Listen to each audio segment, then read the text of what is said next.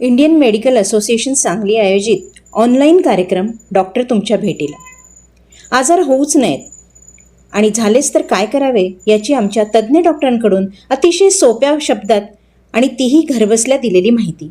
आत्तापर्यंत अनेक महत्त्वाच्या विषयांवर वेबिनार सादर. हे वेबिनार आपण आमच्या IMA सांगली आरोग्य जागृती या यूट्यूब चॅनेलवर केव्हाही बघू शकता. डोळ्यांची काळजी, विकार आणि त्यावरचे उपचार, लहानग्यांचे आरोग्य, विकार आणि उपचार, स्त्री जीवनातील विविध टप्प्यात येणाऱ्या समस्यांचे स्त्रीरोग तज्ज्ञांच्याकडूनच मार्गदर्शन, डायबेटीस अर्थात मधुमेहाविषयी सर्व काही, दानात श्रेष्ठ दान, नेत्रदान, रक्तदान, त्वचादान आणि अवयवदान याविषयीची सर्व माहिती, मानदुखी, कंबरदुखी अर्थात मणक्यांच्या विकारांबद्दल सर्व काही, मुखदंतरोग समस्या, उपचार आणि प्रतिबंध, त्वचा विकारांपासून ते आधुनिक सौंदर्य उपचार पद्धतीपर्यंत सर्व काही, भूलभुलैया अर्थात भूलशास्त्र आणि भूलतज्ञ. जर एखादे वेबिनार मिस झाले असेल तर काळजी नको. तुम्ही IMA सांगली आरोग्य जागृती या यूट्यूब चॅनलवर केव्हाही हे वेबिनार बघू शकता. तेव्हा आमच्या चॅनलला सबस्क्राईब करायला विसरू नका आणि इतरांना सांगायलाही विसरू नका. नमस्कार, good morning. Indian medical association सांगलीद्वारा आयोजित डॉक्टर तुमच्या भेटीला या उपक्रमात मी डॉक्टर माधवी दिलीप पटवर्धन आपल्या सर्वांचे मनपूर्वक स्वागत करते. डॉक्टर तुमच्या भेटीला हा उपक्रम आम्ही गेल्या जुलैमध्ये सुरू केला. आज हा 14वा भाग सादर करताना मला अतिशय आनंद होत आहे. मागच्या वेळेला आपण जो विषय घेतला होता तो म्हणजे पोटविकार आणि सांगली मिरजेतील पोटविकार तज्ज्ञांनी त्याच्याबद्दल अतिशय सुंदर माहिती आपल्याला दिलेली आहे.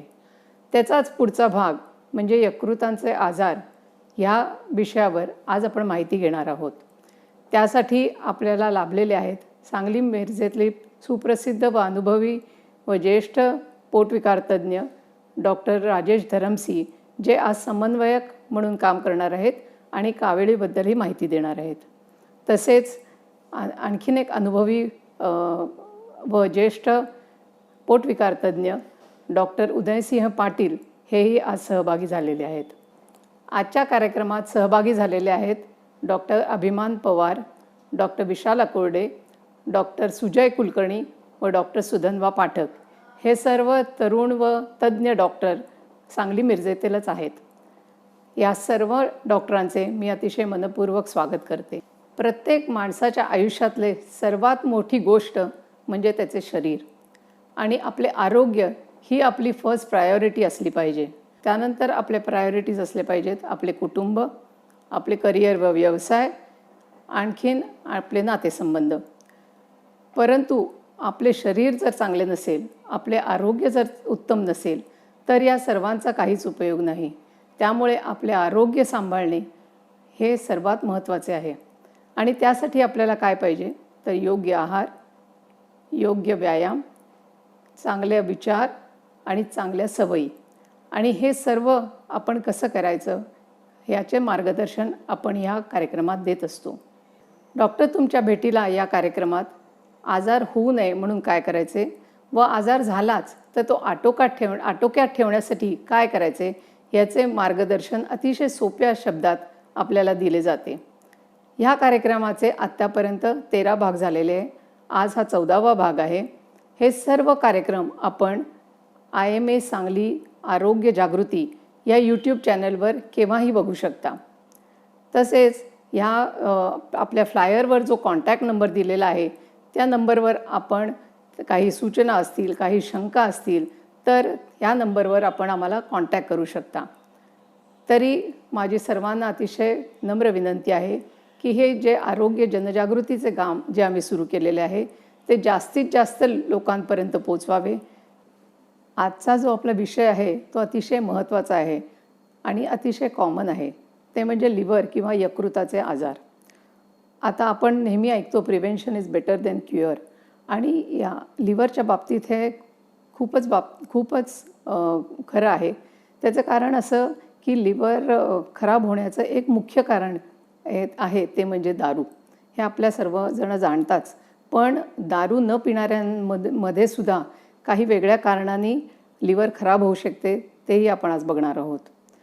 नंतर आणखीन एक गोष्ट म्हणजे काही वॅक्सिन घेतल्यामुळेही आपण आपले लिव्हर सुरक्षित ठेवू शकतो, हेही आपण आज बघणार आहोत. आणखीन एक अतिशय महत्त्वाचा विषय म्हणजे लिव्हर ट्रान्सप्लांट. ह्या लिव्हर ट्रान्सप्लांटबद्दल आपण अतिशय सविस्तर माहिती आज ऐकणार आहोत. पण आणखीन एक आपला एपिसोड झाला होता IMA सांगली आरोग्य जागृती या यूट्यूब चॅनलवरच तो अपलोड केलेला आहे. तो म्हणजे अवयवदान, आणि त्या याच्यात अवयवदानाबद्दल सविस्तर माहिती आहे, तर ती पण आपण जरूर बघावी अशी माझी नम्र विनंती आहे. आपल्या सर्वांना उत्तम आरोग्य, निरामय आरोग्य लाभावे अशी मी ईश्वरचरणी प्रार्थना करते व पुढील सूत्रे डॉक्टर राजेश धरमसी यांना सुपूर्द करते. धन्यवाद. इंडियन मेडिकल असोसिएशन सांगली आणि सांगली डिस्ट्रिक्ट गट क्लब यांच्या वतीने डॉक्टर तुमच्या भेटीला या उपक्रमामध्ये आपले हार्दिक स्वागत. नवरात्री व दसऱ्याच्या शुभ मुहूर्तावर आम्ही आजच्या या चर्चासत्रामध्ये लिव्हर म्हणजेच यकृत विकार, त्याबद्दल समज व गैरसमज याविषयी चर्चा करणार आहोत. Life is worth living, it depends on the liver. अर्थात या वाक्याचे दुहेरी अर्थ होऊ शकतात. जर माणसाने लिव्हर हेल्दी असेल तर मनुष्य आयुष्यभर निरोगी राहू शकतो, आणि जर त्या माणसाचे चुकीची जीवनशैलीचे अवलंबन केला तर त्याला लिव्हरचे अनेक आजार होऊ शकतात आणि लाईफ शॉर्ट होऊ शकतो. लिव्हरमुळे आपलं आयुष्य मस्त राहतो.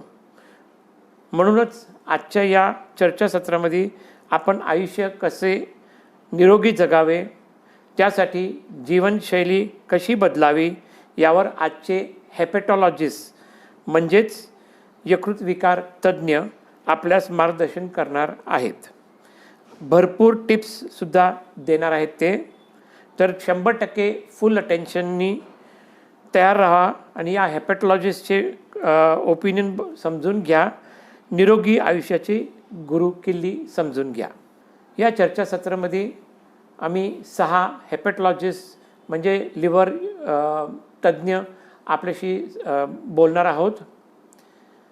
मी डॉक्टर राजेश धरमसी सांगलीत प्रॅक्टिस करतो. मी एक हेपॅटॉलॉजिस्ट आहे आणि मी सूत्रसंचालन करणार आहे या कार्यक्रमाचं. मी कावीळबद्दल बोलणार आहे आणि कावीळचं मुख्य कारण हेपटायटिस ह्याच्याबद्दल तुम्हाला मी सांगणार आहे. नंतर डॉक्टर अभिमान पवार भारती विद्यापीठ मेडिकल कॉलेज हॉस्पिटलमध्ये काम करतात. त्यांचं प्रायव्हेट प्रॅक्टिस आहे मिरजेमध्ये, आणि ते आपल्याला सांगतील non alcoholic fatty liver disease म्हणजे यकृत जे खराब होऊ शकतो चरबीमुळे. नंतर डॉक्टर विशाल आकुडे हे अल्कोहोलिक लिव्हर डिझीजबद्दल सांगतील. डॉक्टर विशाल आकुडे हे लाईफलाईन सेवा सदन हॉस्पिटलमध्ये पेशंटचे भरपूर काळजी घेतात आणि त्यांना सेवा देतात. त्यानंतर डॉक्टर सुजय कुलकर्णी हे आपल्याला लिव्हर खराब झाल्यानंतर, लिव्हर सिरोसिस झाल्यानंतर जे कॉम्प्लिकेशन्स असतात, जे गुंतागुंती असतात त्याच्याबद्दल आपल्याशी बोलतील. डॉक्टर उदयसिंग पाटील हे ऑब्स्ट्रक्टिव्ह जॉन्डिस म्हणजे पित्ताशयाची नळीचं अरुंद होण्याचे कारणं सांगतील आणि त्याच्यामुळे होणारे कावीळचे लक्षणं आणि उपाय सांगतील. आणि शेवटची लिव्हर सिरोसिस ज्यावेळेला एंड स्टेज म्हणजे अंतिम संस्थामध्ये अंतिम कार्यामध्ये पोचते लिव्हर सिरोसिस, त्यावेळेला लिव्हर ट्रान्सप्लांटेशन हे एकमेव पर्याय राहतो. आणि त्याच्याबद्दल डॉक्टर सुधन्वा पाठक जे मिरजेत प्रॅक्टिस करतात आणि एक लिव्हर सर्जन आहेत, जे पोटविकार तज्ज्ञ पण सर्जन आहेत, हे आपल्याला मार्गदर्शन करतील. तर ह्या चर्चासत्राचं सुरुवात मी करतो. कावीळ आणि हेपटायटिस.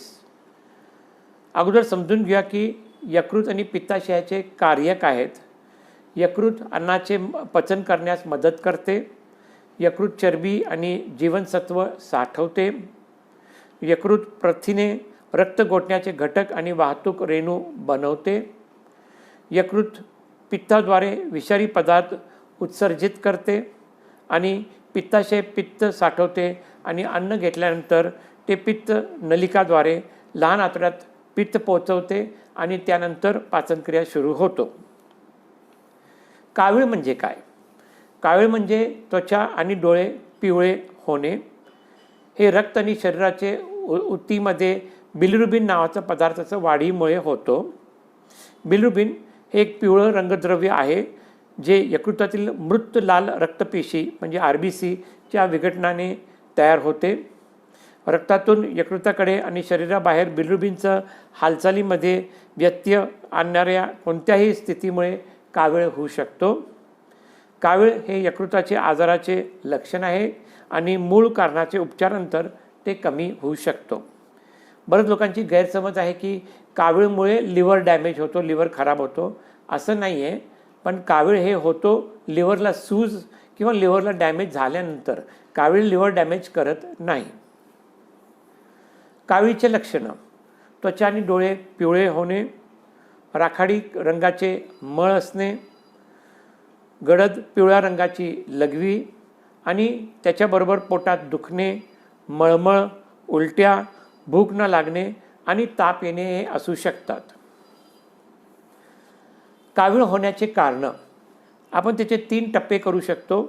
एक यकृतापूर्वी, दुसरं यकृतामुळे आणि तिसरं यकृतानंतर. यकृतापूर्वी म्हणजे कुठलेही सिस्टमिक आजार ज्याच्यात पूर्ण बॉडीवर परिणाम होतो, त्यात लिव्हरलाही परिणाम करू शकते, जसं की डेंग्यू, मलेरिया, हिमोलायटिक विकार आणि लेप्टोस्पायरोसिस. या आजारामुळे यकृताला सूज येते, पण ते फक्त सूज नसते, संपूर्ण बॉडीवर त्याचा परिणाम होतो. त्यामुळे हे यकृतापूर्वी होणारे आजार आहेत, ह्याच्यात कावीळ असतो. अजून एक कारण आहे जे 5% लोकांना होऊ शकतो आणि त्याला आम्ही गिल्बर्ट सिंड्रोम म्हणतो. ह्याच्यात बिलिरुबिनचं प्रोडक्शन फार वाढतो, लिव्हरला पोचू शकत नाही, म्हणून ते बारीक हलकं कावीळसारखं दिसतो. त्याला काही उपचाराची गरज नाही आहे आणि आयुष्यभर राहू शकतो, पण लोकांना त्याच्याबद्दल फार भीती वाटतो आणि आमच्याकडे येतात सांगण्यासाठी की आमचं कावीळ कधीच बरं होत नाही. हे एक अगदी मामूली आजार आहे. आजार म्हणायचं नाही, हे प्रकारचं स्थिती आहे ज्याच्यात कावीळ डोळ्यात असू शकतो. यकृताचे कारणं: व्हायरल हेपटायटिस, मद्यपान आणि सिरोसिस. हे झाल्यानंतर यकृताचे मुळे कावीळ होऊ शकतो. आणि यकृतानंतर पित्ताशय व पित्तवाहिनीचे खडे किंवा कर्करोग जे पित्तवाहिनीला दबाव आणतात आणि अरुंद करतात, हे कारणं असतात. हे ऑब्स्ट्रक्टिव्ह जॉन्डिस आम्ही त्याला म्हणतो आणि त्याबद्दल डॉक्टर उदयसिंग पाटील आपल्याला नंतर सांगणार आहेत. आता अल्पकालीन अक्यूट व्हायरल हेपटायटिस म्हणजे काय? व्हायरल हेपटायटिस म्हणजे viral hepatitis A, B, C, D आणि हेपटायटिस E सारख्या विषाणूंद्वारे यकृताचे सूज असते. त्यात अक्यूट व्हायरल हेपटायटिस आजारपणा हे लक्षणं 6 महिन्यापेक्षा कमी असतात. हे संक्रमण दूषित पाणी पिल्यामुळे किंवा दूषित अन्न खाल्ल्यामुळे होतो. उदाहरणं: हेपटायटिस A आणि व्हायरल हेपटायटिस E. तर हे फिको ओरल ट्रान्समिशन म्हणजे दूषित पाणी आणि दूषित अन्नामुळे होणारे लिव्हरवरचे सूज आहेत आणि त्याच्यामुळे कावीळ होऊ शकतो. व्हायरल हेपटायटिस A आणि व्हायरल हेपटायटिस E बद्दल सांगण्याचं तर हे 2 विषाणू संक्रमण झाल्यानंतर अंदाजे 3 ते 6 आठवड्यानंतर कावीळ म्हणून बाहेर दिसतो. लक्षणे सुरू होण्याच्या 2 आठवड्यापूर्वीपासनं लक्षणं सुरू झाल्यानंतर 2 आठवड्यापर्यंत विठ्ठेद्वारे पसरतात. हा रोग सहसा पावसाळ्यात जास्त प्रमाणात होतो आणि त्याचे लक्षणं ताप, अंगदुखी, पोटदुखी, मळमळ, उलट्या, अशक्तपणा आणि कावीळ असं हे चिन्ह दिसतात. डॉक्टरांना पोटाची तपासणी केल्यानंतर यकृताचे वेदनादायक सूज जाणवते आणि मग आम्ही चाचण्या करतो, रक्ताची, लघवीची आणि पोटाची सोनोग्राफी, ज्याच्यामुळे आम्हाला व्हायरल हेपटायटिस A आणि व्हायरल हेपटायटिस E कळतो. व्हायरल हेपटायटिस A हे बरेच वेळा भारतामध्ये 5 वयाच्या मुलांच्या एक्सपोजर होऊन जातो दूषित पाणीमुळे आणि बरेच वेळा ते फक्त एक व्हायरल फीवर म्हणून कळलं जाते. त्याच्यात कावीळ होत नाही आणि फक्त रक्ताची तपासणी केल्यानंतरच कळते की हे व्हायरल हेपटायटिस A आहे. त्यामुळे हे बरेच वेळेला वयाच्या 5 वर्षाच्या आत होऊन जाते आणि ॲडल्ट्समध्ये म्हणजे मोठ्या लोकांच्यात हे कमी प्रमाणात दिसतो. व्हायरल हेपटायटिस E हे सर्वात कॉमन आहे आणि हे काही आठवड्यात कमी होतो. संसर्ग टाळण्यासाठी दूषित पाणी आणि अन्न टाळणे आवश्यक आहे आणि कावीळ झाल्यानंतर अल्कोहोल आणि तेलकट अन्न टाळावे. व्हायरल हेपॅटायटिस आणि ए आणि ई चे उपचार म्हणजे पुरेसे स्वच्छ पाणी पिणे, स्वच्छ अन्न खाणे आणि यकृताचे सूज कमी करणारे औषध घेणे. आम्ही औषध लिहून देतो ज्याच्याने ते सूज लवकर बरा होते आणि कावीळ लवकर बरा होतो. या आजारात कावीळ कमी करणाऱ्या पोळ्या व घरगुती उपाय न घेणे हे आवश्यक आहे. ते कधीकधी कायमस्वरूपी यकृताला इजा करते. कावीळ कमी येतो पण लिव्हरची सूज आणि लिव्हरचं डॅमेज वाढत जातो. व्हायरल हेपॅटायटिसमध्ये आम्ही औषध बरोबर लोकांना सांगतो की त्यांनी देशी औषध किंवा घरगुती इलाज करू नये, कारण की आम्हाला हल्ली जाणवलं आहे की बरंच देशी औषधामुळे ते आजार वाढत जातो आणि नंतर लिव्हर फेलियरमध्ये जातात. कोविड-19च्या पॅन्डेमिक टाईममध्ये आम्हाला लक्षात आलं होतं की बरेच लोकांना कावीळ व्हायला लागलं आहे आणि ते विचारपूस करून आणि त्या लोकांना भेटून आम्हाला लक्षात आलं की हे एक वनस्पती घेतल्यामुळे होतो आणि त्याचं नाव आहे गिलरॉय किंवा गुडवेल.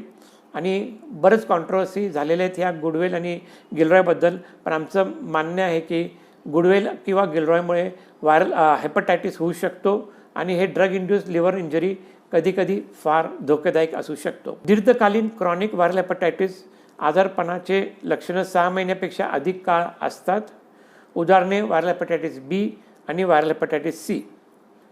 आता का होतो व्हायरल हेपॅटायटिस बी आणि व्हायरल हेपॅटायटिस सी?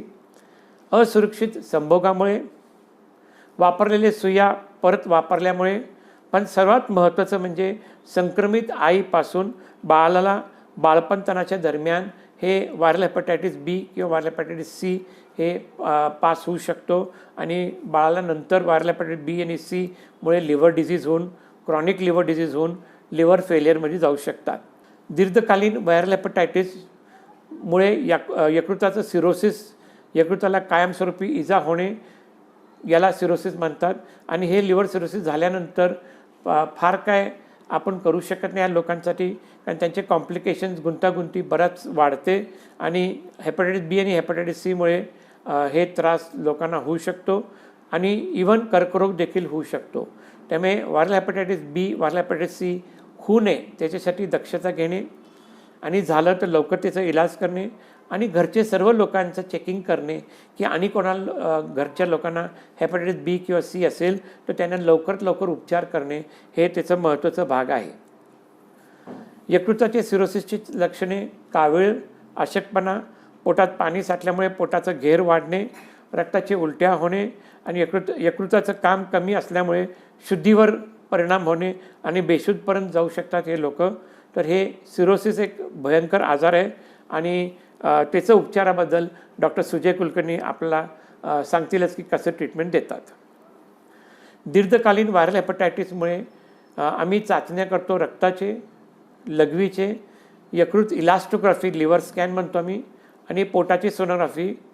कधीकधी लिव्हर बायोप्सी करावं लागते, पोटाचे पाणीची चाचणी करावी लागते, काढून सुई घालून पोटाचे पाणी काढतो ते सगळे आम्ही त्याच्या चाचण्या करतो.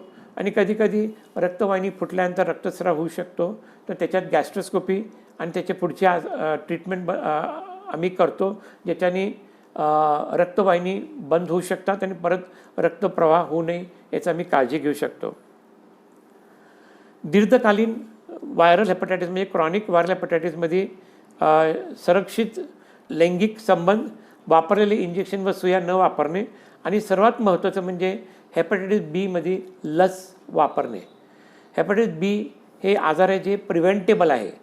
3 लसी दिल्यानंतर हेपॅटायटिस बी चं प्रमाण पसरण्याचा फार कमी येतो. हे 3 डोस म्हणजे आज दिलं तर 1 महिन्यानंतर आणि 6 महिन्यानंतर असं 3 वेळा इंजेक्शन घेतल्यानंतर हेपॅटायटिस बीचं संक्रमण कमी येतो आणि ह्याचा फायदा लोकांना होऊ शकतो. सरकारने सध्या हेपॅटायटिस बीला कंपल्सरी लसीकरण केलेलं आहे. सगळे मुलांना जन्मता 1 वर्षात 3 डोस दिले जातात, ज्याच्यामुळे हेपॅटायटिस बीचं प्रमाण सोसायटीमध्ये फार कमी होणार आहे आणि ह्याचा फायदा होऊ शकतो की लिव्हर सिरोसिसचं प्रमाण कमी होणार, लिव्हर कॅन्सरचे प्रमाण कमी होणार. आम्ही ट्रीटमेंट करतो हेपॅटायटिस बी आणि सीचं, अँटी हेपॅटायटिस बीचे औषधं, अँटी हेपॅटायटिस सीचे औषधं, सिरोसिस आणि सिरोसिसमुळे झालेले गुंतागुंतीचे उपचार. सध्या अँटी हेपॅटायटिस सीचे औषधं फारच परिणामकारक आहेत आणि 95 ते 99% लोकांना हेपॅटायटिस सी कमी होऊ शकतो. पुढचे आजारचे लक्षण कमी होऊ शकतात, लिव्हरचं डॅमेज कमी होऊ शकतो आणि हे पेशंट बरा होऊ शकतात. अँटी हेपॅटायटिस बी औषधं अजून 2-3च आहेत आणि त्याचा वापर आम्ही करतो, पण ते एवढे इफेक्टिव्ह नाही आहेत. पण ह्या पुढच्या 5 वर्षात बरेच कॉम्बिनेशन थेरपी येणार आहेत हेपॅटायटिस बी, आणि ज्याच्यामुळे हेपॅटायटिस बी लिव्हर सिरोसिसच्या अगोदर आपण ट्रीट केलं तर ते बरा होईल. आपण हे कावीळ आणि व्हायरल हेपॅटायटिस ऐकलं त्याच्याबद्दल मी तुमचं आभारी आहे. या कावीळच्या लेक्चरनंतर आणि व्हायरल हेपॅटायटिसबद्दल आपल्याला सांगितल्यानंतर मी आमंत्रित करतो डॉक्टर अभिमान पवारला. अभिमान पवार आपल्याशी नॉन अल्कोहोलिक फॅटी लिव्हर डिझीजबद्दल बोलतील, जे वाढतं कारण आहे लिव्हरचं सिरोसिसचं आणि कावीळचं. डॉक्टर अभिमान पवार. नमस्कार, मी डॉक्टर अभिमान माणिकराव पवार. मी पोटविकार आणि लिव्हर विकार तज्ज्ञ आहे आणि सध्या Gastrocare clinic Vantamore corner Miraj येथे कार्यरत आहे. तर आज आपण non alcoholic fatty liver disease म्हणजेच NAFLD याबद्दल जाणून घेऊयात आणि त्यावरती चर्चा करूयात. तर non alcoholic fatty liver disease म्हणजे काय, तर आपण आणखी त्याची कारणे काय, त्याला लिव्हरला काय त्रास होतो, त्यामुळे तो कसा टाळता येऊ शकतो आणि जर झालाच तर त्यावरती उपचार काय, तर याबद्दल आपण थोडक्यात आज माहिती जाणून घेऊया. तर non alcoholic fatty liver disease म्हणजे काय, तर मद्यपान न करणाऱ्यांमध्ये किंवा कमी प्रमाणात करणाऱ्यांमध्ये लिव्हरचा होणारा आजार. तर सर्वसाधारणपणे मद्यपानामुळे लिव्हर हे खराब होतं हे सर्वश्रुत आहे आणि सर्वांना माहिती आहे. पण याचा अर्थ असा नाही की मद्यपान नाही केले तर लिव्हर हे पूर्ण नॉर्मल राहील. तर हा एक गैरसमज आहे आणि त्याबद्दल आपण जाणून घेऊयात. तर नक्की ह्याचं डेफिनेशन जर सांगायचं झालं किंवा व्याख्या जर करायची झाली तर हा मद्यपान न करणाऱ्यांमध्ये किंवा कमी प्रमाणात करणाऱ्यांमध्ये यकृतामध्ये चरबी जमा होऊन उद्भवणारा आजार म्हणजे non alcoholic fatty liver disease. तर साधारण एक 15-20 वर्षांपूर्वी जर पाहिलं आपण तर हा आजार दुर्मिळ समजला जायचा. म्हणजे त्याबद्दल इतकं माहिती नव्हतं, म्हणजे आजार दुर्मिळ नव्हता पण लोकांना त्याबद्दल फारशी माहिती नव्हती. पण मागील 10-15 वर्षांमध्ये अचानकपणे जीवनशैलीमध्ये फारसे बदल झाले, पाश्चात्तीकरण जीवनशैलीमध्ये वाढलं आणि लोकांच्या आहार पद्धतीमध्ये बदल झाला. यामुळे हा non alcoholic fatty liver disease जो आहे हा बऱ्यापैकी आता कॉमन आजार झालेला आहे. तर सुरुवातीच्या काळामध्ये अल्कोहोल किंवा मद्यपानामुळे होणारा आजार हा सर्वात कॉमन होता. त्यानंतर व्हायरल हिपॅटायटिस सारखे आजार हे कॉमन होते लिव्हरसाठी. पण आता आपण पाहतोय की बऱ्यापैकी व्हायरल हिपॅटायटिस आणि non alcoholic fatty liver disease यांचं प्रमाण हे इक्वल होत आहे. साधारणपणे पाहिलं तर 10 डायबेटीज असणाऱ्या पेशंटमध्ये साधारण 6 लोकांना हा आजार असतो. तर 10 अतिस्थूल म्हणजे खूप ओबेस असणाऱ्या लोकांमध्ये त्यापैकी 9 लोकांना हा आजार असतो. तर ओव्हरऑल जर बघायला गेलं सर्वसाधारणपणे दर 4 लोकांमागे एका माणसाला हा नॉन अल्कोहोलिक फॅटी लिव्हर डिसीजचा आजार उद्भवतो. ह्याची कारणे आपण आता जाणून घेऊयात. तर कारणे कोणती, तर बऱ्याचदा काही रुग्णांमध्ये हे अनुवंशिक किंवा जेनेटिक असू शकतं. सगळ्यात कॉमन जर पाहायला गेलं तर स्थूलपणा किंवा खूप लठ्ठपणा असणं, पोटाचा कमरेभोवतीचा घेर हा जास्त असणं, वेगाने वजन कमी होणं, म्हणजे बऱ्याचदा काही आजारांमध्ये म्हणा किंवा काही औषधे उपचार करून वेगाने वजन हे कमी केलं जातं, तर त्या लोकांमध्ये हा आजार होऊ शकतो. डायबिटीज हे बऱ्यापैकी भारत आता डायबिटीजचं कॅपिटल मानलं जातं, कारण भारतामध्ये खूप लोकांना डायबिटीज डिटेक्ट होतोय या ना त्या कारणामुळे. तर डायबिटीज आणि अनकंट्रोल्ड शुगर, ज्यावेळेला साखर अनियंत्रित होते अशा वेळेला पण हा आजार उद्भवू शकतो. रक्तातील चरबी वाढणे, म्हणजे रक्तामध्ये कोलेस्ट्रॉल किंवा ट्रायग्लिसराईड ह्याचं प्रमाण वाढलेलं असतं. बऱ्याचदा रक्ताच्या रुटीन तपासण्यामध्ये आपल्याला दिसतं की कोलेस्ट्रॉल वाढलेला आहे आणि ट्रायग्लिसराईड हे रक्तामधले वाढले, तर या वाढलेल्या घटकांमुळे सुद्धा लिव्हरमध्ये चरबी होऊन non alcoholic fatty liver disease उद्भवतो. आणखी कारण झालं तर काही रेअर कारणांमध्ये औषधांचे साईड इफेक्ट्स, म्हणजे बऱ्याचदा काही औषधं स्टिरॉइड्स घेतली जातात किंवा हॉर्मोन रिप्लेसमेंट थेरपी वगैरे घेतली जाते. अशा वेळेला ह्या औषधांमुळे किंवा काही अँटीबायोटिक्समुळे लिव्हरमध्ये चरबी जमा होण्याचं प्रमाण हे वाढतं आणि हा आजार उद्भवतो. तर दुसरा एक महत्त्वाचं कारण म्हणजे चुकीची आहार पद्धती. तर चुकीची आहार पद्धती म्हणजे काय, तर आपण या फोटोमध्ये जर पाहिलं तर पाश्चात्तीकरण जे मी सुरुवातीला बोललो की जीवनशैलीचं आणि आहार पद्धतीचं पाश्चात्तीकरण जे काय आपण म्हणतो, म्हणजे रोजच्या आहारामध्ये पिझ्झा, बर्गर आणि खूप अति तळलेलं किंवा डीप फ्राईड फूड जे आपण एक्सेसिव्हली खाल्लं जातं, म्हणजे भारतीय आहार पद्धतीत यांचा समावेश नसतो, पण हे फास्ट फूड जे म्हणतो किंवा जंक फूड जे म्हणतो ह्याचं प्रमाण, याशिवाय कोल्ड्रिंक्स म्हणजे शीतपेय, या सगळ्यांचं प्रमाण हे जास्त असल्यामुळे हा आजार हा उद्भवतो आणि हे सगळ्यात एक कॉमन रिझन आहे याचं. याशिवाय रेड मीट किंवा बीफ किंवा मटन याचं अतिसेवन ह्यामुळे सुद्धा हा आजार उद्भवू शकतो. याशिवाय मेटाबॉलिक सिंड्रोम एक आपण म्हणतो की ज्यामध्ये पुरुषांमध्ये कमरेचा घेर 90 सेंटीमीटरपेक्षा जास्त असणं किंवा स्त्रियांमध्ये हा 80 सेंटीमीटरपेक्षा जास्त असणं, यासोबतच ब्लड प्रेशर वाढलेले असणं, डायबेटीज आणि रक्तातील चरबी वाढलेली असणे. तर ह्या चारही गोष्टी ज्या वेळेला एकत्र येतात त्यावेळेला आपण त्याला मेटाबॉलिक सिंड्रोम म्हणतो. आणि मेटाबॉलिक सिंड्रोम असणाऱ्या लोकांमध्ये नॉन अल्कोहोलिक फॅटी लिव्हर डिसीजचं प्रमाण अतिशय जास्त आहे, किंबहुना 90% हे जास्त आहे. तर या फोटोमध्ये आपण पाहतोय की फॅटी लिव्हरमुळे काय त्रास होतो, म्हणजे लिव्हरमध्ये काय चेंजेस होतात, काय बदल होतात. तर पहिलं जर चित्र पाहिलं तर हे नॉर्मल लिव्हरचं, हेल्दी लिव्हरचं चित्र आहे. आणि दुसरं जर पाहिलं तर त्यामध्ये ही चरबी जमा झाल्यानंतर हे non alcoholic fatty liver disease कसं, म्हणजे फॅटी लिव्हर काय याची सुरुवातीची स्टेज दिसते. याची लक्षणे काय, तर अधिकतर लोकांना याचा काहीच त्रास जाणवत नाही, हे सगळ्यात महत्त्वाचं आहे. म्हणजे मला काहीच त्रास नाही आहे तर मी कशाला डॉक्टरकडे जाऊ, तर ही चुकीची कन्सेप्ट आहे. काही रुग्णांना पोटामध्ये उजव्या बाजूला दुखणे किंवा कमजोरी, थकवा येणे अशी लक्षणे कॉमनली असू शकतात. आणि वेळेत जर उपचार घेतला नाही किंवा याकडे दुर्लक्ष केलं तर हा आजार थोडासा पुढे बळावतो आणि हा वाढत जाऊन मग त्याचे पुढे दुष्परिणाम जाणवतात. मग त्यामध्ये कावीळ होणे, पोटामध्ये पाणी होणे, रक्ताच्या उलट्या होणे, कोमामध्ये जाणे, लिव्हर निकामी होणे इत्यादी समस्या ह्या उद्भवू शकतात. तर या चित्रामध्ये जर आपण पाहिलं तर पहिलं चित्र जे आहे ते हेल्दी लिव्हरचं आहे, म्हणजे नॉर्मल लिव्हर ज्याला non alcoholic fatty liver disease नाही आहे. तर दुसरं जर चित्र पाहिलं तर मगाशी आपण म्हणल्यासारखं दर 4 लोकांमागे एका माणसाला फॅटी लिव्हर किंवा non alcoholic fatty liver disease उद्भवतो, म्हणजे 25% लोकांना हे त्रास जाणवतो. याला इथेच वेळेत जर नाही रोखलं आणि जीवनशैलीमध्ये किंवा आहार पद्धतीत बदल नाही केला तर ह्याचं ह्याचं रूपांतर हे लिव्हरला सूज होण्यात होतं. त्याला आपण नॉन अल्कोहोलिक स्टियाटोहिपॅटायटिस किंवा नॅश असं कॉमनली संबोधलं जातं. तर साधारण 3 ते 5% लोकांमध्ये हा आजार उद्भवू शकतो. जोवर या स्टेजमध्ये आहे तोवर आपण पेशंटला बरा करू शकतो आणि लिव्हर नॉर्मल होऊ शकतं. पण त्यातले काही 30% लोक जे आहेत ते जे वेळेत उपचार घेत नाहीत किंवा वेळेमध्ये आहारशैलीत जीवनशैलीत बदल करत नाहीत, अशा लोकांना पुढे ह्याचं फायब्रोसिस होतं, म्हणजे यकृताला आतून इजा व्हायला सुरू होते. बाहेरून वर परत पाहिलं सोनोग्राफीमध्ये लिव्हर चांगलं दिसतं, पण अंतर्गत जो भाग असतो लिव्हरचा तो खराब व्हायला सुरुवात होते.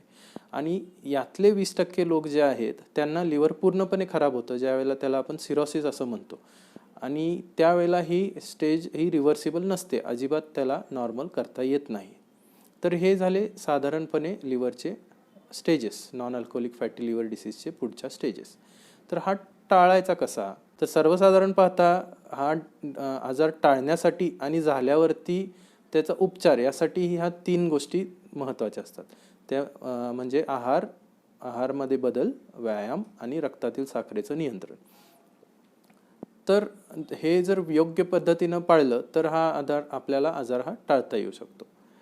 तर तपासण्या यामध्ये कोणत्या केल्या जातात, तर सर्वसाधारणपणे रक्ताच्या तपासण्या, त्यामध्ये रक्तामधले पेशींचं प्रमाण तपासणं, काविळीचं प्रमाण तपासणं, रक्तामध्ये प्रोटीन्सचं प्रमाण किती आहे, याशिवाय लिव्हरचे एन्झाईम्स आपण जे म्हणतो त्या तपासण्या, ह्या रुटीन रक्ताच्या ह्या तपासण्या सर्वसाधारणपणे केल्या जातात. याशिवाय रक्तामधली शुगर किंवा साखर, चरबी म्हणजे त्यामध्ये कोलेस्ट्रॉल, ट्रायग्लिसराईड इत्यादींचा समावेश होतो. याशिवाय रक्ताच्या तपासण्या सोडून सोनोग्राफी म्हणजे पोटाची जी अल्ट्रासाऊंड जे आपण कॉमनली म्हणलं जातं ते हे कॉमनली यूज केलं जातं. आणि बऱ्याच पेशंट्समध्ये इलास्टोग्राफी नावाची एक तपासणी असते, त्यामध्ये ह्याचं निदान हे परफेक्टली व्यवस्थित केलं जाऊ शकतं. अगदी काही रेअर कंडिशनमध्ये आपल्याला लिव्हरचा तुकडा काढून तो तपासायला द्यायला लागू शकतो. तर बऱ्याचदा हा प्रश्न आम्ही पाहतो की मला सोनोग्राफीमध्ये डॉक्टरांनी फॅटी लिव्हर आहे असं सांगितलं आहे, तर मी काय करावं. तर हा बऱ्यापैकी सर्वात कॉमन आहे आणि आजकालच्या जीवनशैलीमध्ये पाहिलं तर बऱ्यापैकी सर्वच पेशंट्समध्ये हे ग्रेड 1 फॅटी लिव्हर किंवा असं तत्सम सोनोग्राफीमध्ये फाइंडिंग हे दिसतं किंवा ते बऱ्याचदा हे दुर्लक्षित केलं जातं. तर ह्याचं काय करावं. तर सर्वसाधारणपणे इलास्टोग्राफी नावाची जी तपासणी असते ज्यामध्ये लिव्हरचं फायब्रोसिस डिटेक्ट होतं. म्हणजे काय, तर लिव्हरचं अंतर्गत जी इंजुरी होत असते, लिव्हरला इजा होत असते, तर त्याचं प्रमाण किती आहे ते 4 स्टेजमध्ये डिवाईड केलं जातं. F1, F2, F3 आणि F4 फायब्रोसिस. आणि त्याचं निदान हे इलास्टोग्राफी या पद्धतीनं बिना काही सुई टोचता हे केलं जातं. सर्वसाधारणपणे ॲक्युरेट जर अगदी व्यवस्थित निदान व्हायचं असेल तर सुरुवातीला लिव्हरचे तुकडा काढून निदान केलं जायचं. पण त्यामध्ये थोडाफार धोका असल्यामुळे आणि काही कॉम्प्लिकेशन्स होत असल्यामुळे त्याचा हा एक पर्याय आता उपलब्ध आहे, त्याला इलास्टोग्राफी असं म्हटलं जातं. तर आपण जर बघितलं, आपण सर्वसाधारण शब्दात सांगायचं झालं तर नारळ हा बाहेरून पाहतो, आपल्याला बऱ्याचदा आतून काय आहे ते माहीत नसतं. बाहेरून खूप चांगला नारळ आहे, आपण वाजवून बघतो, पाणी आहे, ओके सगळं आहे, पण एकदा तो फोडला तर तो बऱ्याचदा सडका नारळ निघू शकतो. तर इलास्टोग्राफी ह्याच प्रिन्सिपलवरती चालतं की बाहेरून सोनोग्राफीमध्ये बऱ्याचदा लिव्हर हे फक्त फॅटी लिव्हर आहे असं दिसतं, पण ज्यावेळेला आपण इलास्टोग्राफी करतो तर त्यावेळेला काही अंतर्गत काही इजा लिव्हरला होत असेल तर ती आपल्याला कळते आणि त्याचा आपल्याला त्याच्या निदानामध्ये आणि उपचारामध्ये हा उपयोग होतो. तर नॉन अल्कोहोलिक फॅटी लिव्हर डिसीजचे उपचार म्हणजे आधी सांगितल्याप्रमाणे आहारातील रक्तातील साखरेचं नियंत्रण, व्यवस्थितपणे नियमितपणे व्यायाम करणे आणि याशिवाय अन्न पद्धती किंवा आहार पद्धतीमध्ये बदल, ज्या गोष्टी या आजाराला टाळतात त्याच गोष्टी सुरुवातीला हा आजार झाल्यावरती त्याला त्याची उपचार करण्यास मदत करतात. तर आपण या चित्रात जसं पाहतो तर आहारामध्ये सर्वसाधारणपणे ज्या गोष्टींचं म्हणजे गहू, कडधान्य, पालेभाज्या, फळं यांचं प्रमाण हे अतिशय जास्त प्रमाणात असणं गरजेचं आहे. तर रेड मीट किंवा म्हणजे मटन, बीफ किंवा नॉन व्हेजिटेरियन पदार्थ किंवा डीप फ्राईड फूड म्हणजे तेलामध्ये बुडवून तळून केलेले पदार्थ जे असतात, याशिवाय मद्यपान या इत्यादींचं आणि बेकरी प्रॉडक्ट्स किंवा बेकरीमध्ये मिळालेले आणि अतिगोड पदार्थ यांचं प्रमाण हे कमी असावं. हे झाली आहार पद्धती. याशिवाय औषधोपचारही यामध्ये कामी येतात. काही ठराविक औषधे आहेत ज्यामध्ये या गोष्टींचं नियंत्रण केलं जातं आणि non alcoholic fatty liver disease ज्यावेळेला नॅशमध्ये कन्वर्ट होतो म्हणजे नॉन अल्कोहोलिक स्टेअटोहिपॅटायटिसमध्ये, म्हणजे ज्यामध्ये लिव्हरला सूज यायला सुरू होते, अशा वेळेला ही सूज कमी करण्यासाठी औषधोपचारही उपलब्ध आहेत आणि त्यामुळे त्याच वेळेला हा नियंत्रित करता येऊ शकतो. औषधोपचार सोडून काही सर्जरी आहेत म्हणजे ऑपरेशन्स आहेत, त्यामध्येही त्याचं ट्रीटमेंटमध्ये उपचार होतो. याशिवाय लसीकरण म्हणजे हिपॅटायटिस बीचं लसीकरण हे खूप महत्त्वाचं आहे, कारण ज्या लोकांना non alcoholic fatty liver disease progress होतो आणि त्यांना त्याच वेळेस जर हिपॅटायटिस बी असेल तर दोन्हीची ही बेरीज न होता गुणाकार होतो आणि त्याचा परिणाम हा नंतर जाणवतो आणि तो खूप रॅपिडली प्रोग्रेस होतो आणि लिव्हरचा आजार आहे तो खूप फास्टपणे पुढे त्याला कॉम्प्लिकेशन्स होऊ शकतात.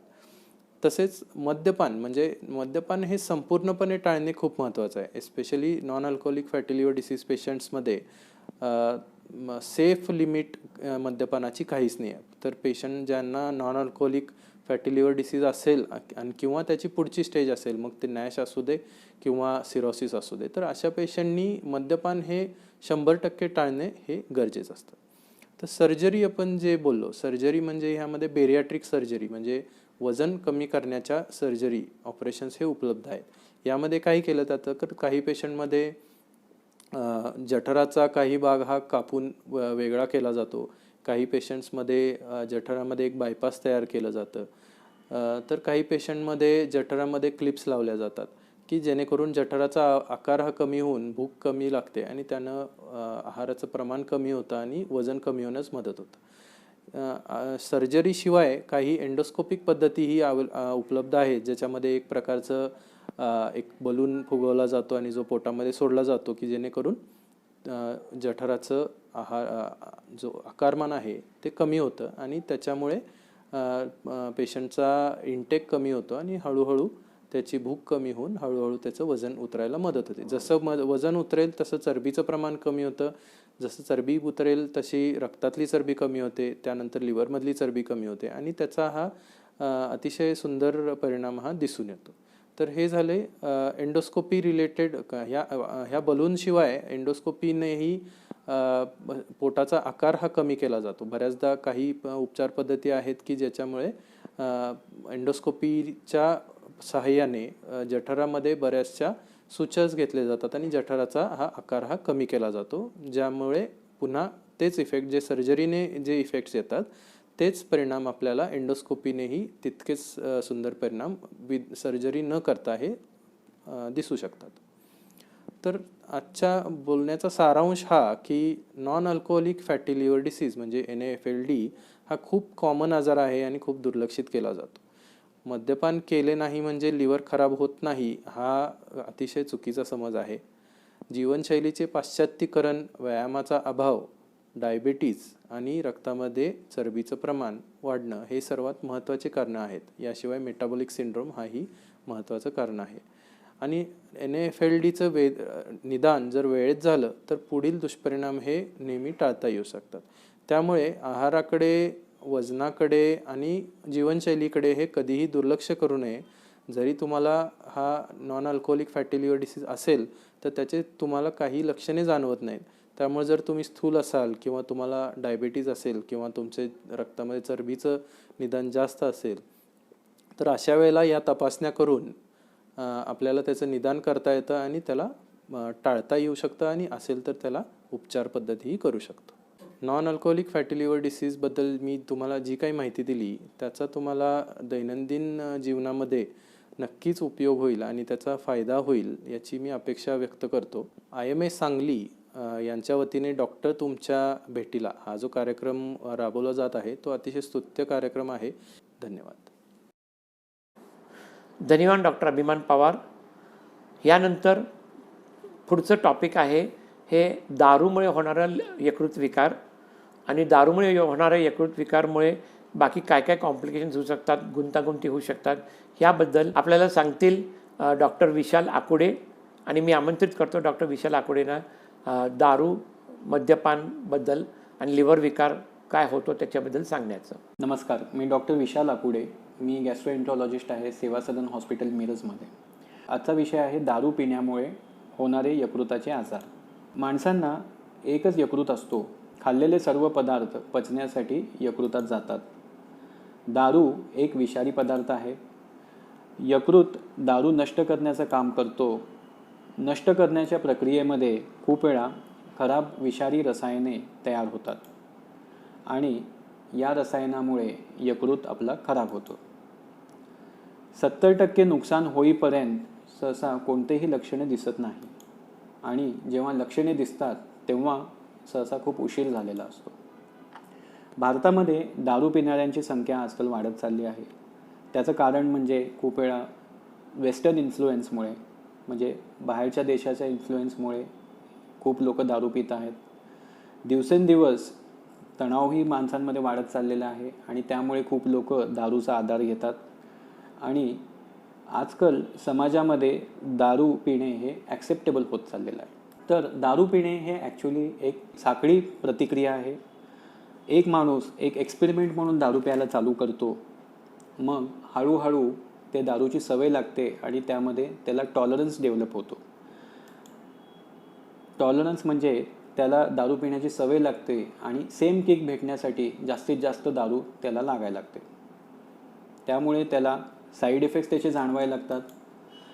त्यानंतर त्याला तो दारू पिण्यावर निर्भर होऊन जातो आणि रोज रोज दारू प्यायला लागतो आणि हळूहळू तो पूर्ण व्यसनाधीन होऊन जातो. खूप लोक एक सोशल ड्रिंकिंग म्हणून दारू प्यायला चालू करतात.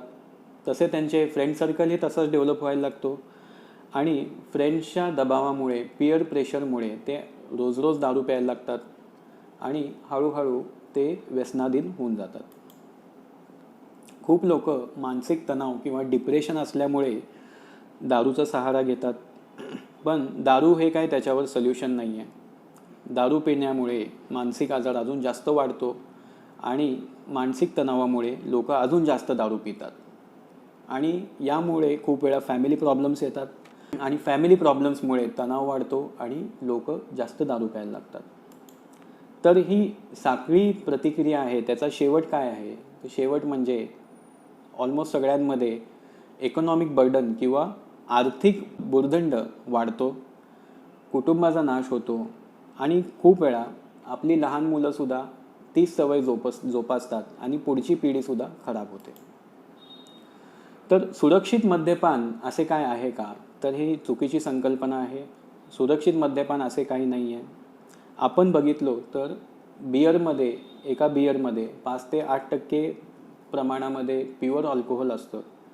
वाईनमध्ये 12 ते 17% प्युअर अल्कोहोल असतं. विस्की, रम किंवा वोडकामध्ये 40% अल्कोहोल असतं आणि खूप वेळा जे देशी दारू आपण जे म्हणतो त्यामध्ये दारूचं काही नियंत्रण नसतो आणि खूप अशा दारूंमध्ये 50%हून जास्त अल्कोहोलचा प्रमाण असतो.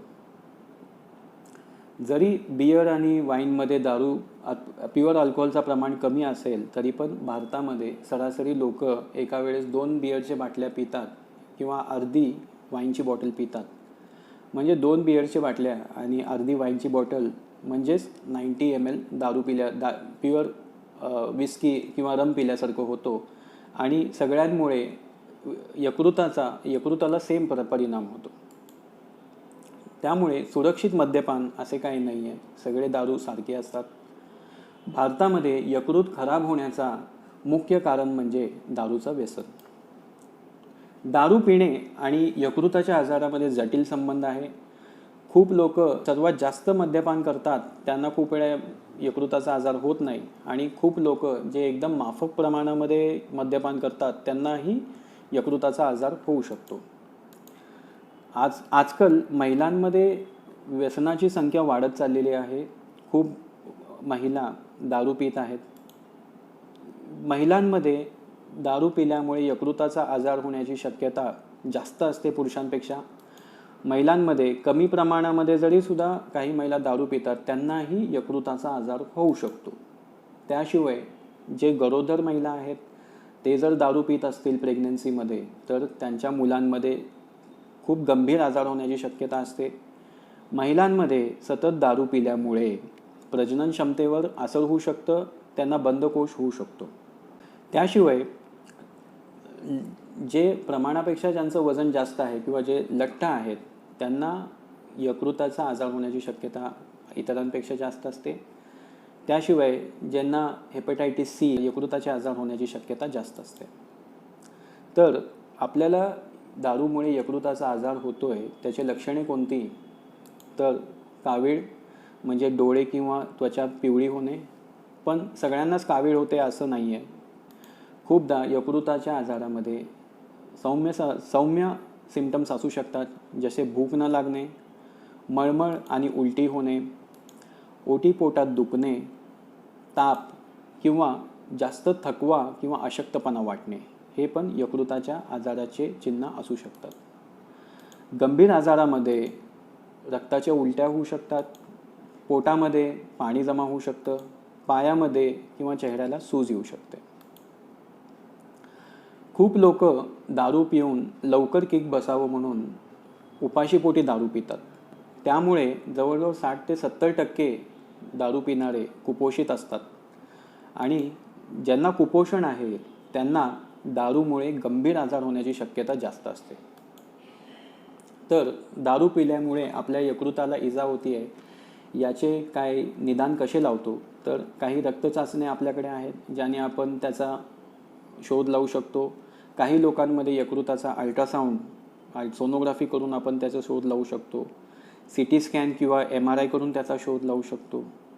ज्यांना सौम्य सिम्पटम्स आहेत तर त्यांना खूप वेळा आपण यकृताची बायोप्सी किंवा यकृताचा छोटासा तुकडा काढून तपासून आपण त्याचा शोध लावू शकतो.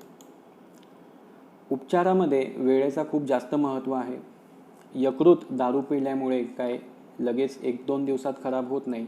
पहिल्या दुसऱ्या स्टेजमध्ये ज्याला आपण रिव्हर्सिबल डॅमेज म्हणतो, या स्टेजमध्ये जर तुम्ही लवकर ओळखलात की तुम्हाला यकृताचा आजार होतो आहे आणि आपण लवकर दारू सोडली आणि योग्य ते उपचार घेतलं तर खूप लोक एकदम बरेही होऊ शकतात.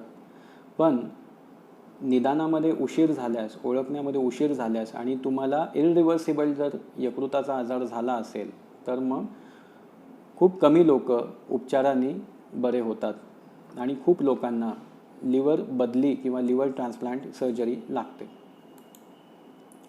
त्यामुळे तुमच्या डॉक्टरांना लवकर भेटा जेव्हा तुम्हाला अल्कोहोलिक हेपटायटिस किंवा तुमच्या यकृताच्या आजाराचे चिन्ह आहेत किंवा तुम्हाला तुमच्या दारूवर कंट्रोल ठेवता येत नाही किंवा तुम्ही व्यसनाधीन झालेला आहे किंवा ॲडिक्टेड झालेले आहेत.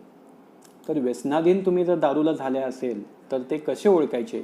तुम्ही पिलेल्या दारूचं प्रमाण जर तुम्ही मर्यादित ठेवू शकत नसताल, जर दारू कमी करण्याचे सारखे अयशस्वी प्रयत्न करत आहात, जर तुम्हाला दारू पिण्याची तीव्र तलप आहे, जर वारंवार अल्कोहोलमुळे तुमचे काम, शाळा किंवा घरचे जबाबदाऱ्या जर तुम्ही पूर्ण करू शकत नसताल, जर तुम्हाला माहिती आहे की तुम्हाला दारू पिल्यामुळे गंभीर आजार होऊ शकतो तरीही तुम्ही जर दारू पित असताल किंवा तुम्हाला दारू माघार घेण्याचे काही लक्षणे जसे मळमळ होणे, घाम येणे किंवा थरथरेपणा किंवा हातपाय कापणे असे जर सिम्पटम्स असेल तर तुम्हाला दारूचे तीव्र व्यसन असण्याची शक्यता असेल आणि तुम्ही ॲडिक्टेड असाल.